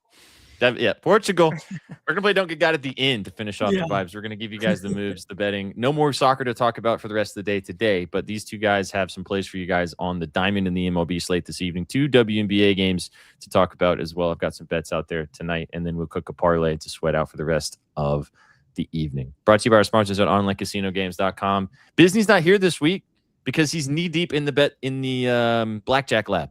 That's where he is, locked to his computer. No, I'm kidding. He's on vacation. Go check it out at onlinecasinogames.com. Get some promo funds dropped into your account with BNX20 right there on the screen. Anything else news-wise you guys want to talk about? We'll play the game obviously a little bit later to finish off the vibes for the show. Any other news you guys want to bring up before we jump to the plays? Actually, yeah, one thing I wanted to, you sent this in the chat, SPJ. I think we've all seen this today, but it's Donovan Mitchell's deal. What are our feelings on that deal? What do we think? Do you think it's an overpay? I can go first because I think it's definitely an overpay. I think at 34 years old, you're going to be paying him close to $75 million. I don't know. When you look at guys his size and what their seasons look like after the age of 32, or after the age of 30, there's a sharp decline. And yes, you can even look at the guys who were elite at their position. There's still a pretty big decline if your name isn't Stephen Curry. I just think that this is a spot where you're kind of paying a guy who has never been a great facilitator. I don't think that's going to all of a sudden develop as a part of his game. 75 million at 34 years old is insane to me. It's a player option. He's definitely going to opt in. I don't see how that makes sense. And even with the JB deal looming, and obviously they can't do that extension now till next year, I still think a 6'6" Jaylen Brown at the exact same age is more worth it than 34-year-old at 75 million. PJ, what do you think? It's just, I mean, what I think is that, 5 years ago, you would have told kids to pick up a bat and a glove and just be good at baseball. And now it's, go pick up a ball and find your local park and get good at basketball. I mean, Donovan Mitchell making that much money is crazy. We all know he's a good player. But it's just time and time again, we've seen him come up short in the postseason. What were we just talking about with Pulisic in the U.S. team, right? All that good that they did in group stage, regular season, it's all fun and games. People are just going to remember what happened in the Belgium game, and that's kind of the way Donovan Mitchell's career is trending. We all know what he can do in an 82-game season. He's a great player between November and March and early April, and then you get into the postseason, and more often than not, his teams disappoint. He disappoints. But obviously, making that move, you then wonder, like, what does this mean for the LeBron sweepstakes? And kind of all the reports right now, I saw something, Windhorse was on a podcast or whatever, and he said that he definitely think LeBron knows where he's going. And all these prediction markets have Cleveland as the heavy favorite. I've seen pictures with him in Akron this past week and hanging out there. So, they make a move like this, kind of seal Donovan Mitchell. We'll see what they end up doing with Harden. But they make a move like this, and immediately I think I agree with you, V, overpay. And do they make this just as another move to lure LeBron back to Cleveland to finish out his career? This, to me, I agree with everything you guys just said. I think it's an overpay based upon age purely. This, to me, feels like that they're just giving him, they're like saying, thanks for your service. Like, he's been an incredible teammate. He has been an incredible leader for the city of Cleveland. It feels like that they're not necessarily only paying him for his basketball talents. I think this contract is also like reaffirming that they believe in him just as a human being, which whether that's true, right or wrong, I don't know. But you can't just look at the guy basketball wise and be like, he's worth this money. Like that makes zero sense. So I think that it's roped in by the fact that they like the guy. They think he's a good leader. They think he's a good face of the franchise for this last run of the prime of his career. And then they surround him with, as you said, possibly Braun coming home, possibly some other pieces, Mobley still taking another step. and then we'll see how it goes. But it feels like to me of like, thanks, Spida. We appreciate you for, hanging out in Cleveland instead of getting yourself out of Utah. And here's some cheese. He's made when this contract is up, he will be 6th in all-time earnings, $500 million plus in the NBA. The other surprising one on that chart was Devin Booker. Almost, I think $500 million in career earnings, and somebody pointed out the fact 25 playoff wins, and we know how many of those came in one single playoff run. So that's got to be a little bit of a. And I'm a big Booker. I love Devin Booker, but that was crazy thing to point out. On the LeBron note, this is probably not happening, but I watched that entire Brad Stevens interview yesterday, and I didn't think about it at the time, but like when there was this moment where he's talking about free agents, and he's like, and he has this long pause, and obviously he's thinking about the free agent, like probably the first name on their list right now that they're trying to sign. And now Celtics fans are running away with that and thinking, that's LeBron. That's LeBron. LeBron's coming to Boston. LeBron's coming to us. And we have the player exemption. We have, I think it's the mid-level exemption that would allow him to sign. And I don't know. I'm just saying, LeBron in Celtic green at this age, I don't know if I love it or hate it. I'm very confused. I'm going to ask so kind of feel. And I think I know the answer. The funny thing is like if LeBron went to the Celtics, you would just constantly be like you'd be like those people that like beat themselves but like it. Like you'd be like that with LeBron. Honestly, you might see one of the craziest 180s you've ever seen in your life. Like I tell Chad all the time, if I met LeBron James in person, I would be completely so fake. I would be so fake, 100%. If he joins the Celtics, I'd 100%. Same thing. I'm changing 180%, 180 degrees. According to Sport Track, this is what I was just referencing that V just mentioned. Brett Usher posted this earlier. Kevin Durant has made $591 million as of when his contract is up in 2030-31. Braun, $581 million. Curry, third with $532 million. Devin Booker, as you mentioned, $519. Is it 500? Yeah, $519 million. I just tripped myself up for a second. Fifth, Paul George. Crazy. 506. Podcast P, $516 million. And then Donovan Mitchell, when this contract is up in 4 years, $511 million as well. Crazy NBA money. Multiple max deals now. As PJ said, chat, if you got a kid out there, give him a basketball. Yes. Go teach him. Just go teach him to shoot. Doesn't have to be ball anymore. You know what I mean? I'd say go teach him to shoot their free throws, but with the new possible free throw rule, you may not even need to make those anymore. Horrendous. Horrendous. Can we there are so many reasons to get Adam Silver the fuck out of the NBA. Have you seen this, BJ? You know what we're talking about? No, I haven't. Oh my God. Please. They're testing in the summer league that it's only applies except for the last 2 minutes of the fourth quarter. If you get fouled on a 2-pointer or a 3-pointer, you only have to make one free throw and all the points get counted. But if you miss it, you don't get any of the points. Horrendous. I did briefly see, I can't remember what game, but I saw a guy, I guess, get fouled on a 3 and he shot one free throw and it counted for 3 points. So 3 points. So you only get the one free throw basically. And if you miss it, you don't. Wow. So is that their way of like trying to integrate like a 1-and-1 into the NBA, you think? Like no, it's like it's speeding up the game. It's just trying to speed up. Like, why do we need to speed up the game? At what point? And who's asking for this? First of all, it's not who gets. It's not anybody. This is not even like baseball where they were like, yo, like it's not healthy to sit around for 5 hours every single day, 162 times a year per team. For any fan, so maybe we speed it up a little bit. This is not that, man. Like we don't need this. If you want to speed up the game, cut the commercials, cut the commercial timeouts, cut things like that. Adam Silver, like what are we doing here? I hated this. Somebody also pointed out, it's like, at what point do we sit here and say this about football? Do we want to speed up football, or do we enjoy sitting back and watching these teams play, watching them set a pace, and watching them? Like it's a game in which there's maybe 12 minutes of action, if you really want to count up the seconds, in a 3-hour window. Come on. I hate this. I hate you, Adam Silver. I hate you. If you love sports, I want to spend more time watching sports. I don't want to spend less time watching sports. I would much rather the game be longer and more enjoyable than shorter and less time enjoying the thing that I love the most. I think a lot of us sports fans can agree. Do not take time away from us. Give us more time watching the sports that we love.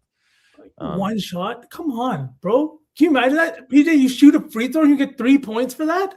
That's such a... What?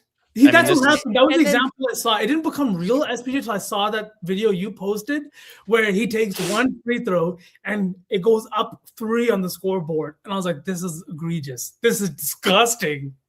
That's wild. Yeah. I wonder if that ends up happening too. Like what that's going to do to the player, like the prop market, like for points, right? Right. Like how do you account for that if guys are going to the line and only have to make 1 free throw for 2 points or 3 points? That's It changes the game so much, man. I don't want this. Yeah, I hate that rule. Please don't do that. I said that it's, you guys agree, and I think all basketball fans agree that it's a shitty rule, and hopefully that will bully the NBA to not doing it. But I think it also would cause such a detriment to the development of players because, like, all those young kids that are learning how to play basketball, part of learning how to play basketball is being an elite/good free throw shooter and learning how to do that as a process of being a better basketball player. That would go out the window because you wouldn't need to practice your free throws as much because you wouldn't be shooting as many. The 1-on-1 rule is better than this. Like, you know what I mean? If you want, like, the 1-on-1 rule that a college has would be better than this. Not that I want that in the NBA either. Why'd they get the? Did they used to have that in the NBA, or was that just never an NBA thing? I don't know. Yeah, I don't know if I don't think it was ever in the NBA. I think it's something that in college they've adopted. I always kind of liked that. Like, I thought that was all right. And you know what's funny? I've always thought it should be reversed, right? Like, if you're the professional, shouldn't you be the one that has to make the free throw to get another one instead of the college kid doing it? The kid who's got fucking algebra homework sitting at home. It would be like in the college game if the receiver in football, if they had to get 2 feet in and the NFL only had to get 1. You know what I mean? It's like, why don't they, like in the NBA? I've always I don't understand. On that note, random side note, I fucking hate that about college football. These guys are basically professional football players now. They can get 2 fucking feet in bounds. Like, I just think that it's so stupid that they haven't changed that rule in college football to have it be 2 feet. Because a lot of the wide receivers, they basically, if they want to be a professional wide receiver anyway, they're learning how to get 2 feet down in college. Because if you can't get 2 feet down in college, you ain't going to fucking figure it out magically in the pros. It's purely influence scoring.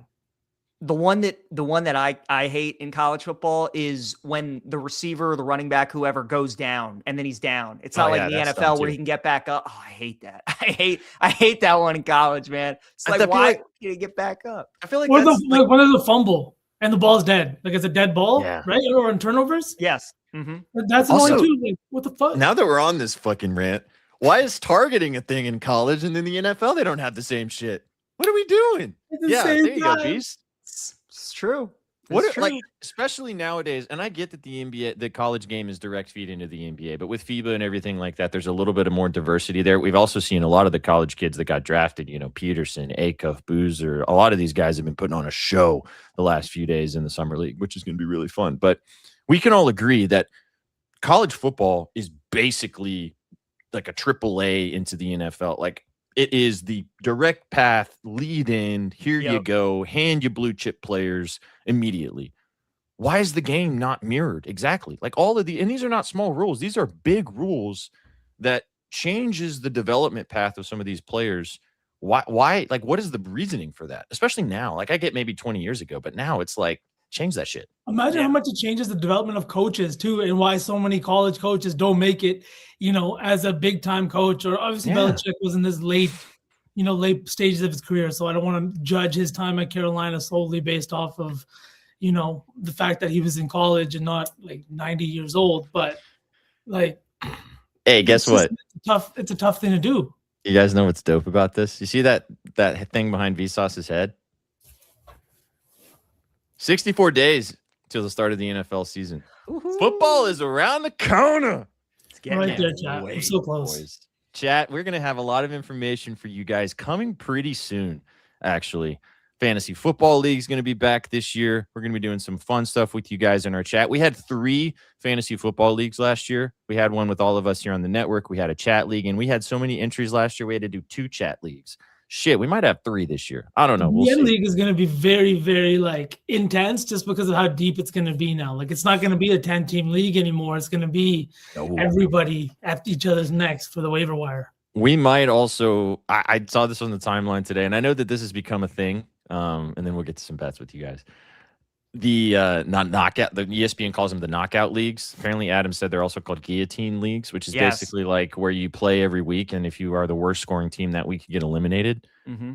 I don't know how I've never heard of these. That sounds fucking fun. Yeah, We the might have to- guillotine. We I've might never have you ever done one? played in one. I heard about it last year though, and I was like, that's a fun way to go about it. So I'm with you.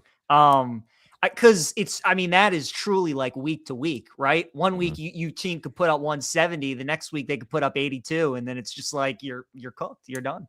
So The next week, GG's Jameer Gibbs in a great matchup has 1 catch and 3 rushing yards for no reason. All the above. Oh, I can't wait for the bitching. We're so close, chat. Concussion at the worst time. You know what I mean? Like who is the one player this year that you will not draft because he has done you so dirty in the past? Is there a player for you like that immediately comes to mind? Jalen Hurts. Yeah, immediately comes to mind for me. No.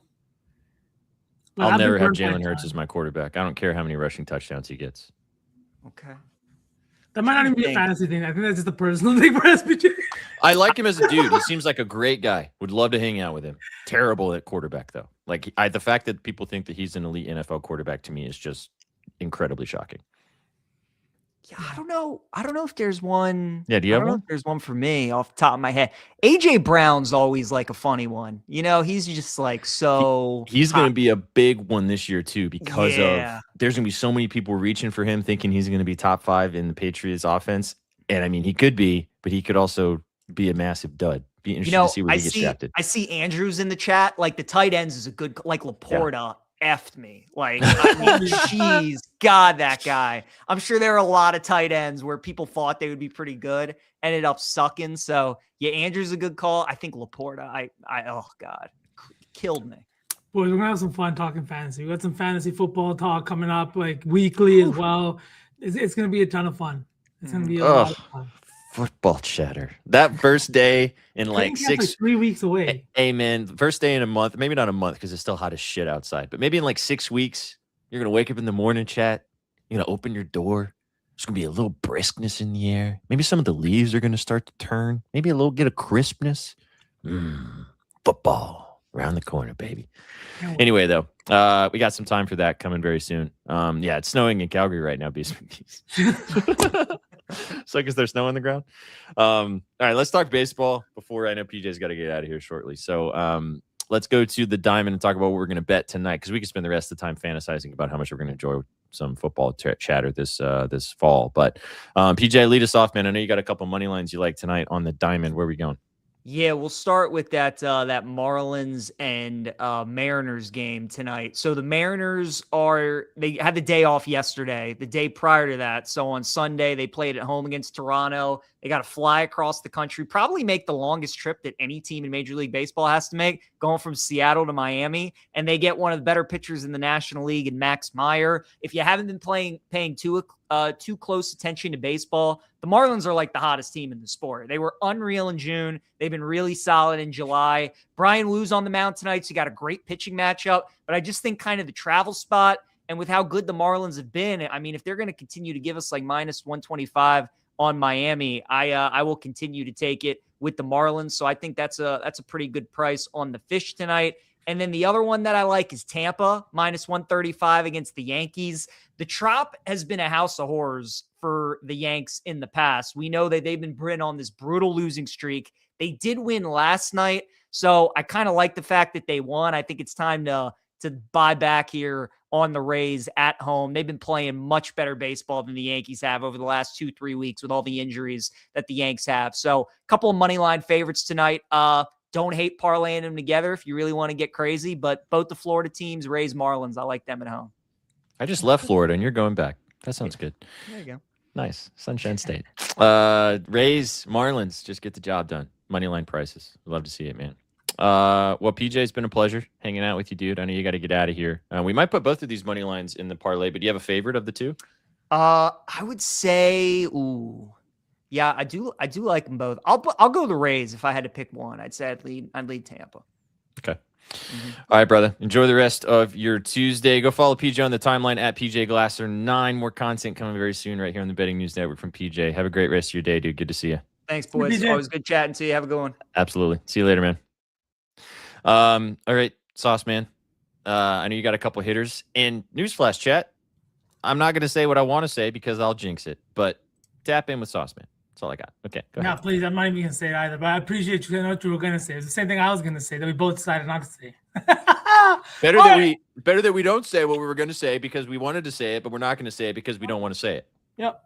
Like I said, one soul, two bodies. Fucked that up almost. But here we go. Two hitters. Let's start off with the first one, the chalkier one, and one of the biggest hitters in baseball right now. This dude just celebrated his birthday on July 5th, and he hit a home run last night, I think on his second at-bat.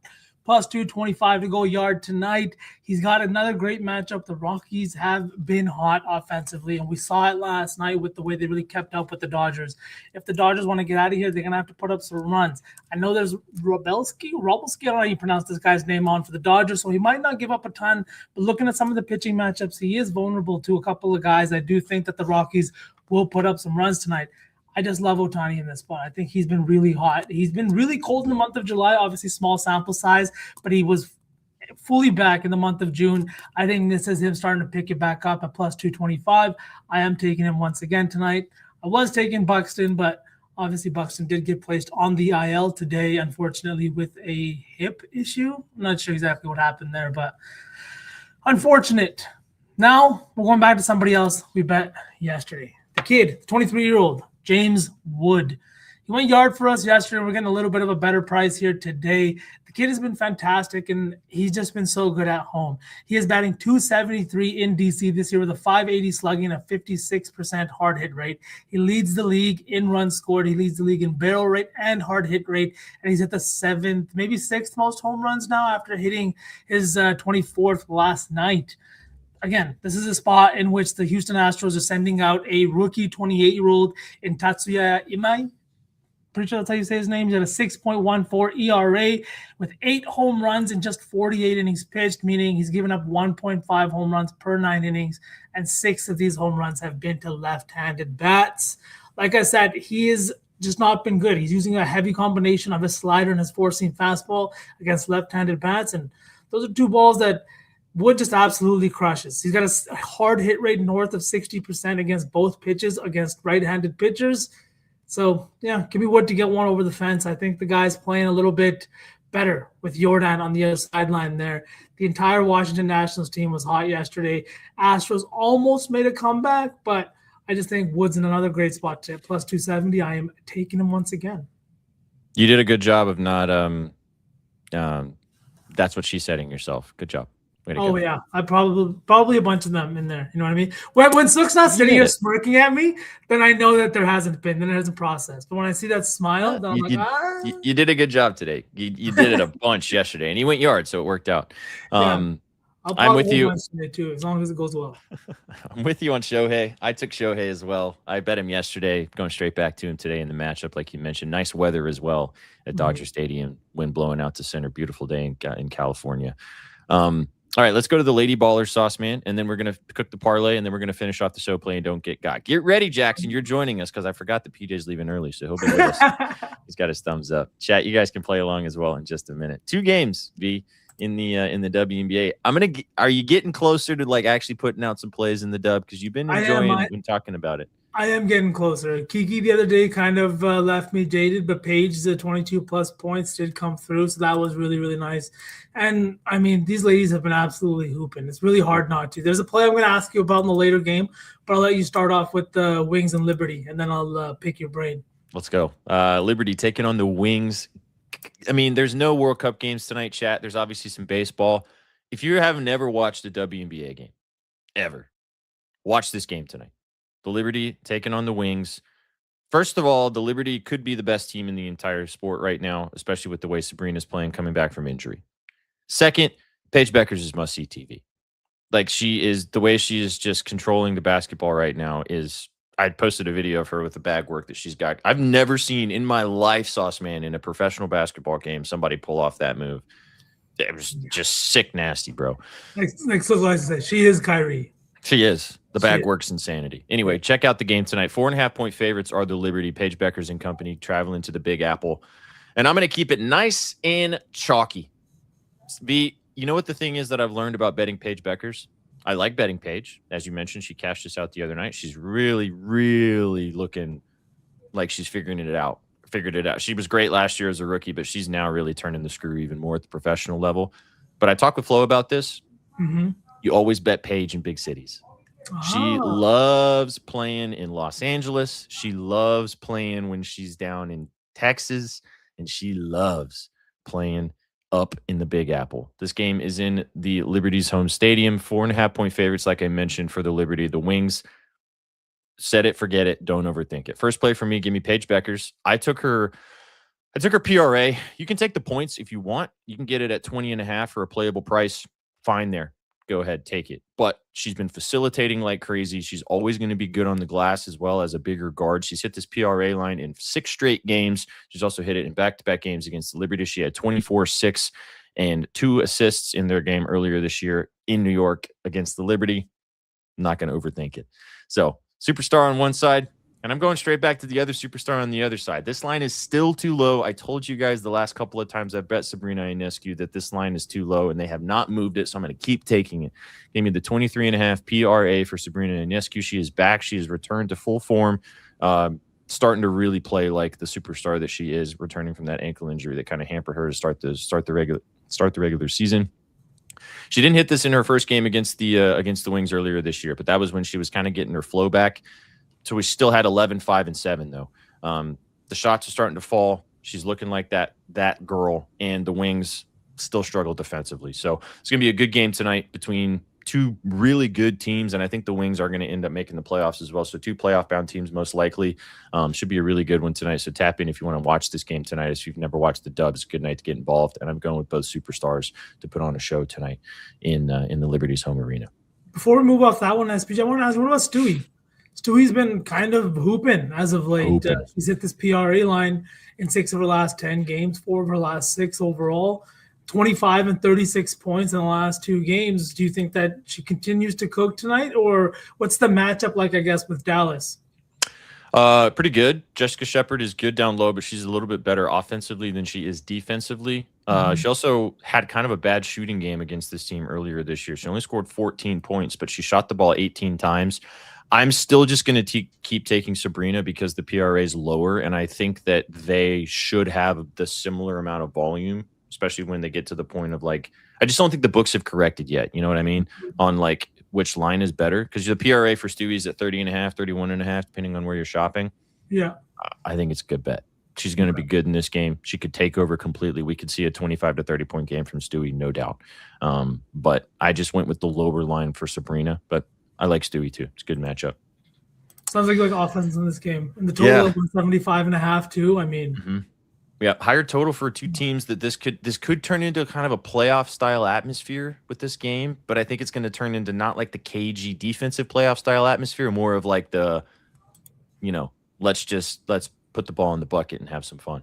It kind of feels like the Wings are having that season this year that maybe the Fever had last year, where they've now really kind of gotten comfortable with Paige there, and now her style of play, everyone's style of play is caught up to how she's playing and her level of play. They're 11-6 now. These are the games that are the measuring sticks. These are the games that matter that much more. And like you said, not only is this a big city, but this is a team in the top 3 of the standings. And if you want to compete with those guys, if you want to compete come playoff time, this is one of those games. Them signing Jessica Shepard was massive because it unlocked the key of this offense, and obviously also some of the pieces that they were able to do in the offseason and the progression of Paige. But you're right. This is a big, checkpoint for this team to continue to show that they're for real. A la something we saw last season with, the likes of the Hornets, like these types of teams, not showing that it's an anomaly, but you're actually here to hoop. And that could be something we see it's tonight. It's fun to watch. Yep. All right, second game. As you mentioned, you got a question. I got a play I love in this game. Chicago Sky traveling to the desert, taking on the Phoenix Mercury. 2 teams that are kind of struggling in the standings, but should be a fun one nonetheless. 3.5-point favorites are the Mercury at home, 172.5-point total. Skylar Diggins been getting a lot of news on the timeline with kind of getting really upset with her benching, as she has never been a non-starter when she's fully healthy. She got suspended by the team for a half. It's not looking like it's going to turn out very well with the Skylar Diggins playing in Chicago situation. Don't know what's going on there. Don't know how that's going to affect the game tonight. If you want to maybe lean into that and maybe take some Skylar Diggins stock, you can. I did not get involved with that on that side for sure, but I don't know what's going on with that situation. Doesn't seem to be working out very well. Stevens and Cardoso are in good spots. I looked at Alyssa Thomas on the other side. She's been really, really good since returning from that suspension. Her RA looked enticing to me at 15.5. She flirted with a triple-double her last game against Seattle. This could be another spot tonight where she gets over that 15.5 line with 11 boards and 6 assists in her game against the Sky earlier this season.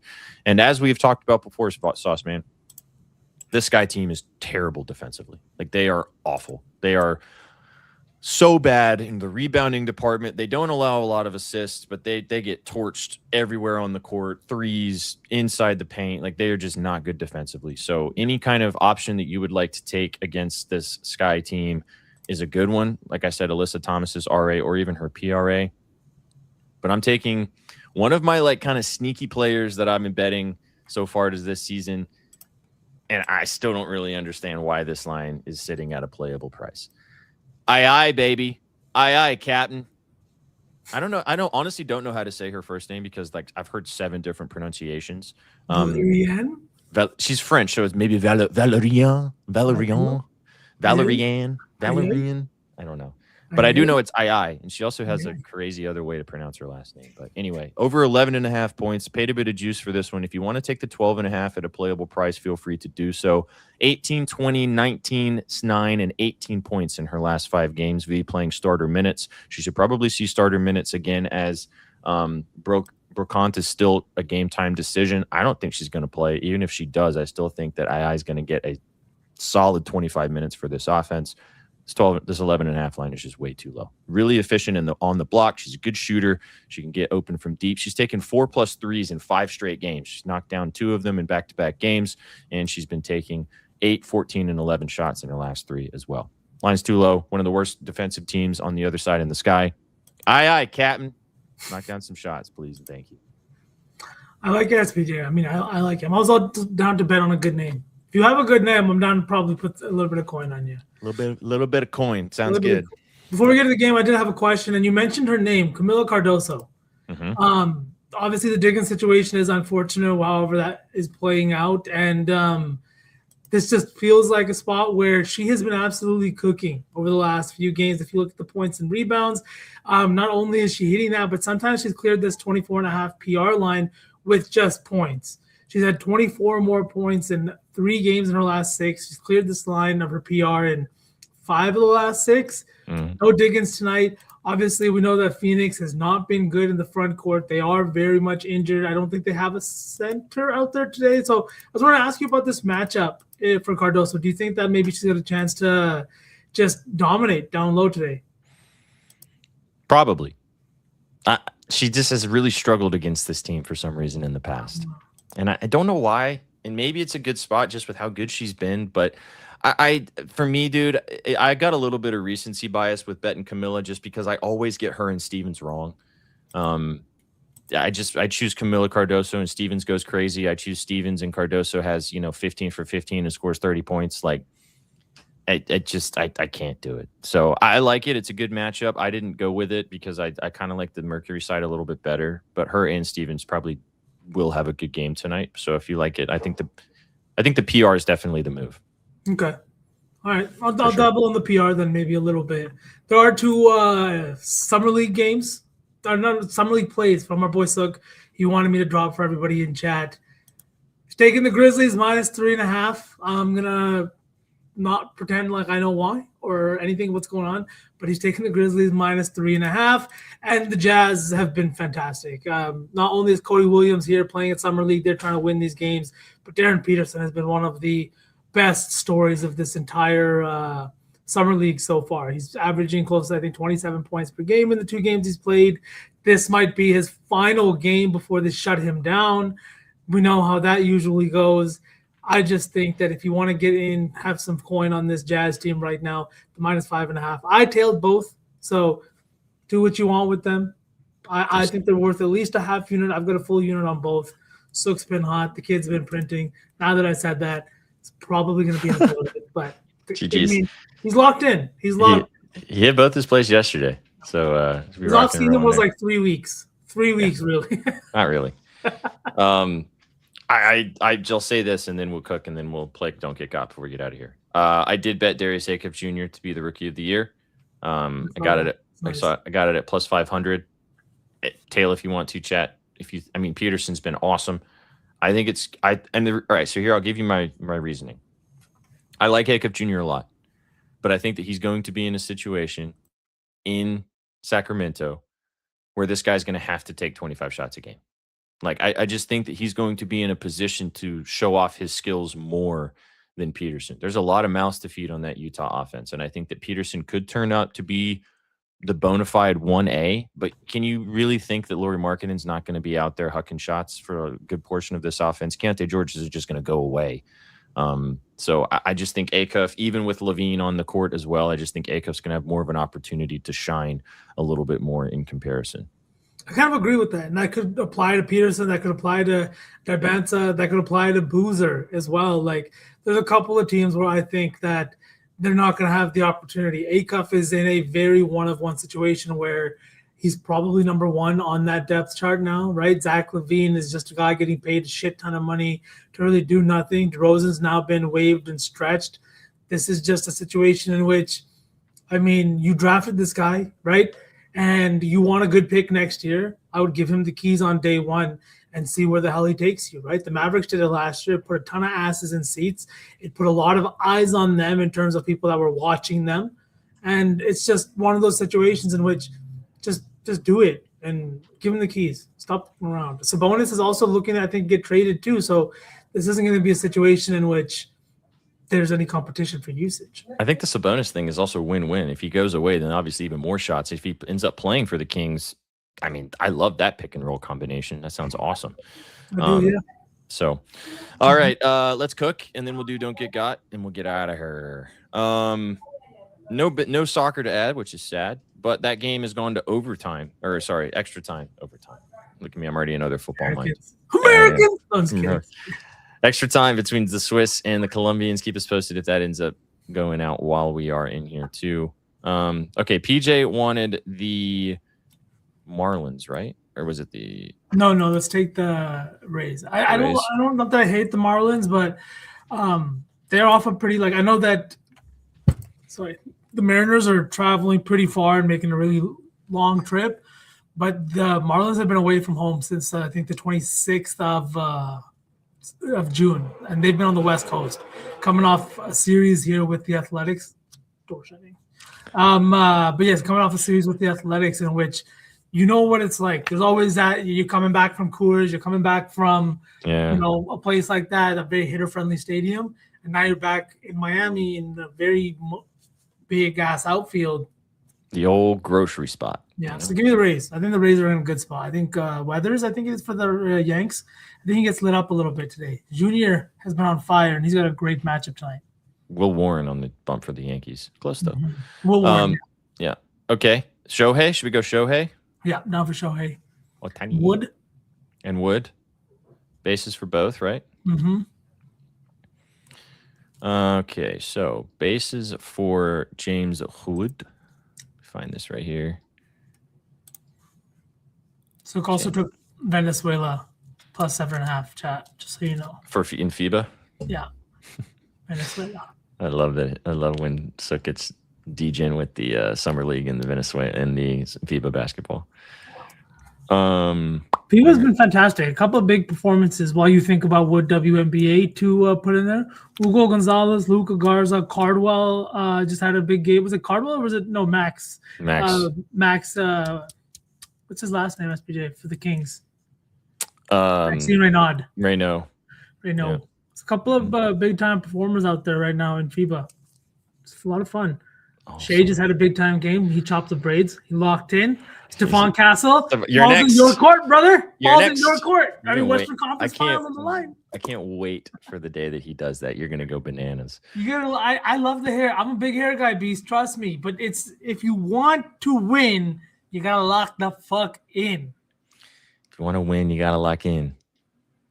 Mm-hmm. Okay. I like II a lot, but her points line has moved so much now. So let's go with Big Time Page. Big time Page. That sounds like a nice fourth leg. Big Time Page. Honestly, I really wanted a reason to tune in. Like, not I needed a reason. I shouldn't say it like that. I have been loving the WNBA, and my bets have been minimal. But I really want to sweat something in that game. That's what I should say. There we go. Page over 31.5 PRA. Plus 1,000 sauce, man. Paige Beckers, 32 plus PRA. Shohei, 2 bases. James Wood, 2 bases. And the Tampa Bay Rays to get the job done. Bing, bong, bang. I don't want to make Sook nervous and put a summer league play in here, even when he's not here. I think that will break the one leg curse today, please. Yeah, please. Although yesterday we missed 2 legs, but we did break the leg. Yeah, we did broke the curse yesterday. Now let's go for no legs. 0 legs missed. Okay. That'll get posted on the timeline. If you want to tail, feel free to do so. Prep responsibly, as always. All right, V. Get up here, Beast. Let's finish off the show with Don't Get Got, chat. Fill out what you guys think and let us know. Try to remember, don't get got, because I'm going to try to get you guys. PJ got out of here before you had to play. I know, 100%. Peter probably sitting in chat just watching right now, too. Don't have to go anywhere. Yeah. All right. You guys ready? Yes, sir. All right, let's do it. Chat, fill in what you guys answer, what you guys think is well remembered. Try to pick what I don't pick. World Cup has been awesome. It's been fantastic. Name me a country that has played in the World Cup that has blue in their flag. I know what you picked, so I'm just thinking of other flags now. You know what I picked, okay. Picked. Why did I accidentally do you have my notes app shared or something? I'm going with Sweden. I'm in your brain. Okay. I'm going with Sweden. So you are safe. Well done, Sauce Man. It felt like too obvious, like the big blue. You know what I mean?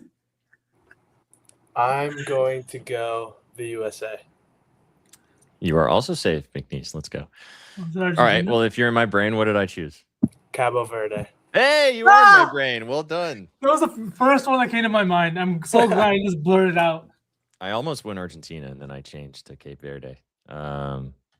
Big brain.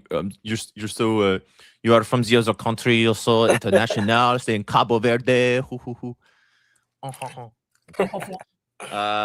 What missed besides the U.S.? I can't remember. Something else. We went 2 for 4. But U.S. obviously sold really bad. Oh, it was Hunter Goodman. Oh, yeah. 6. No, I guess 0 for 4 with 2 walks, but still. The brother had 6 at-bats. Mm-hmm. You guys are all safe. Well done, chat. Good job. All right, next up. Athlete in honor of Jaylen Brown getting traded. Sorry, V. Name me an athlete with the last name that is a color.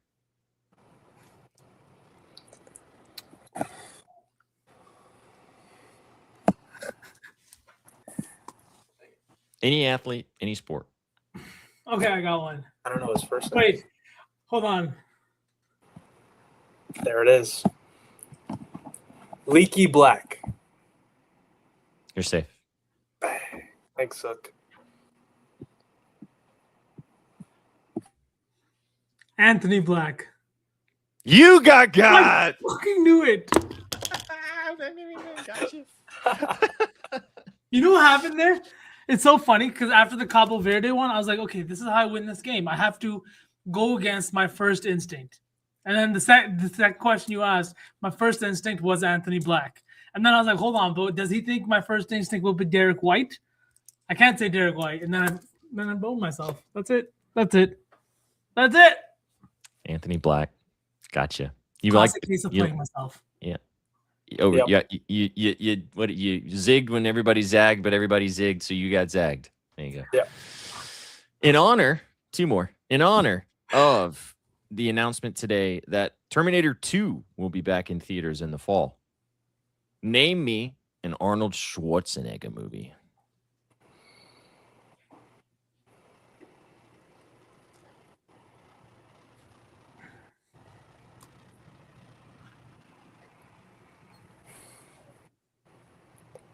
What was the... I only know the Terminator. There's a I'm lot trying of to them. think of the name.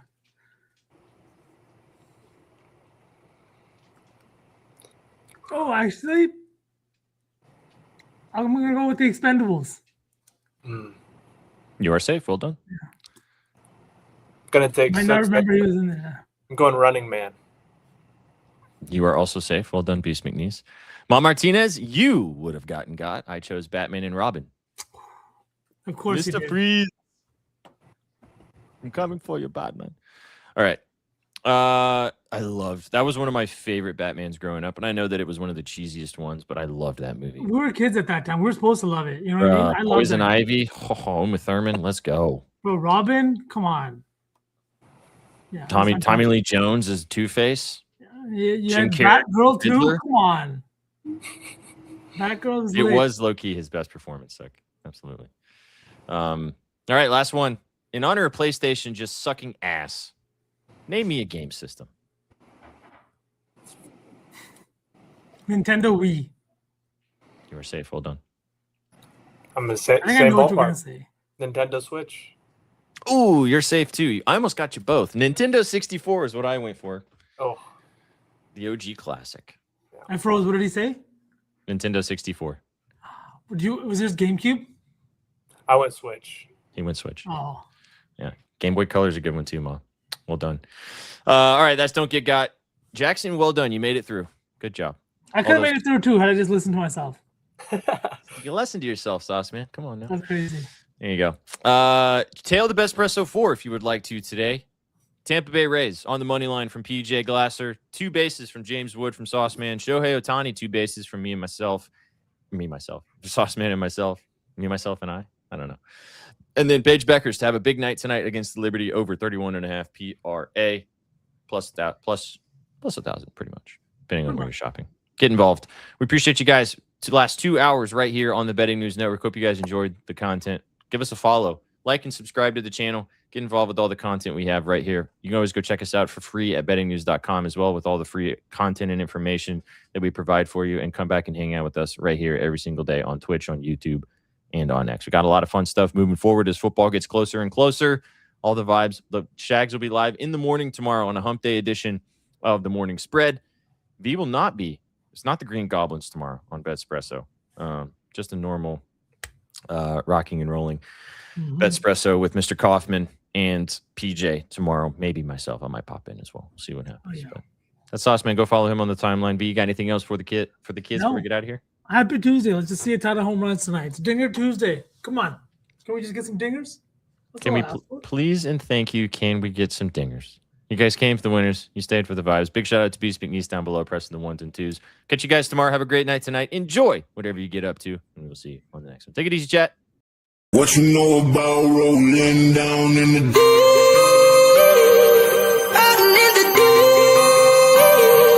Down in the deep. Now I know we all be loving this shit right here. Rolling. What you gonna do? Rolling. What you gonna do? Down in the rolling. What you gonna do? Right, y'all be loving this shit. What you know about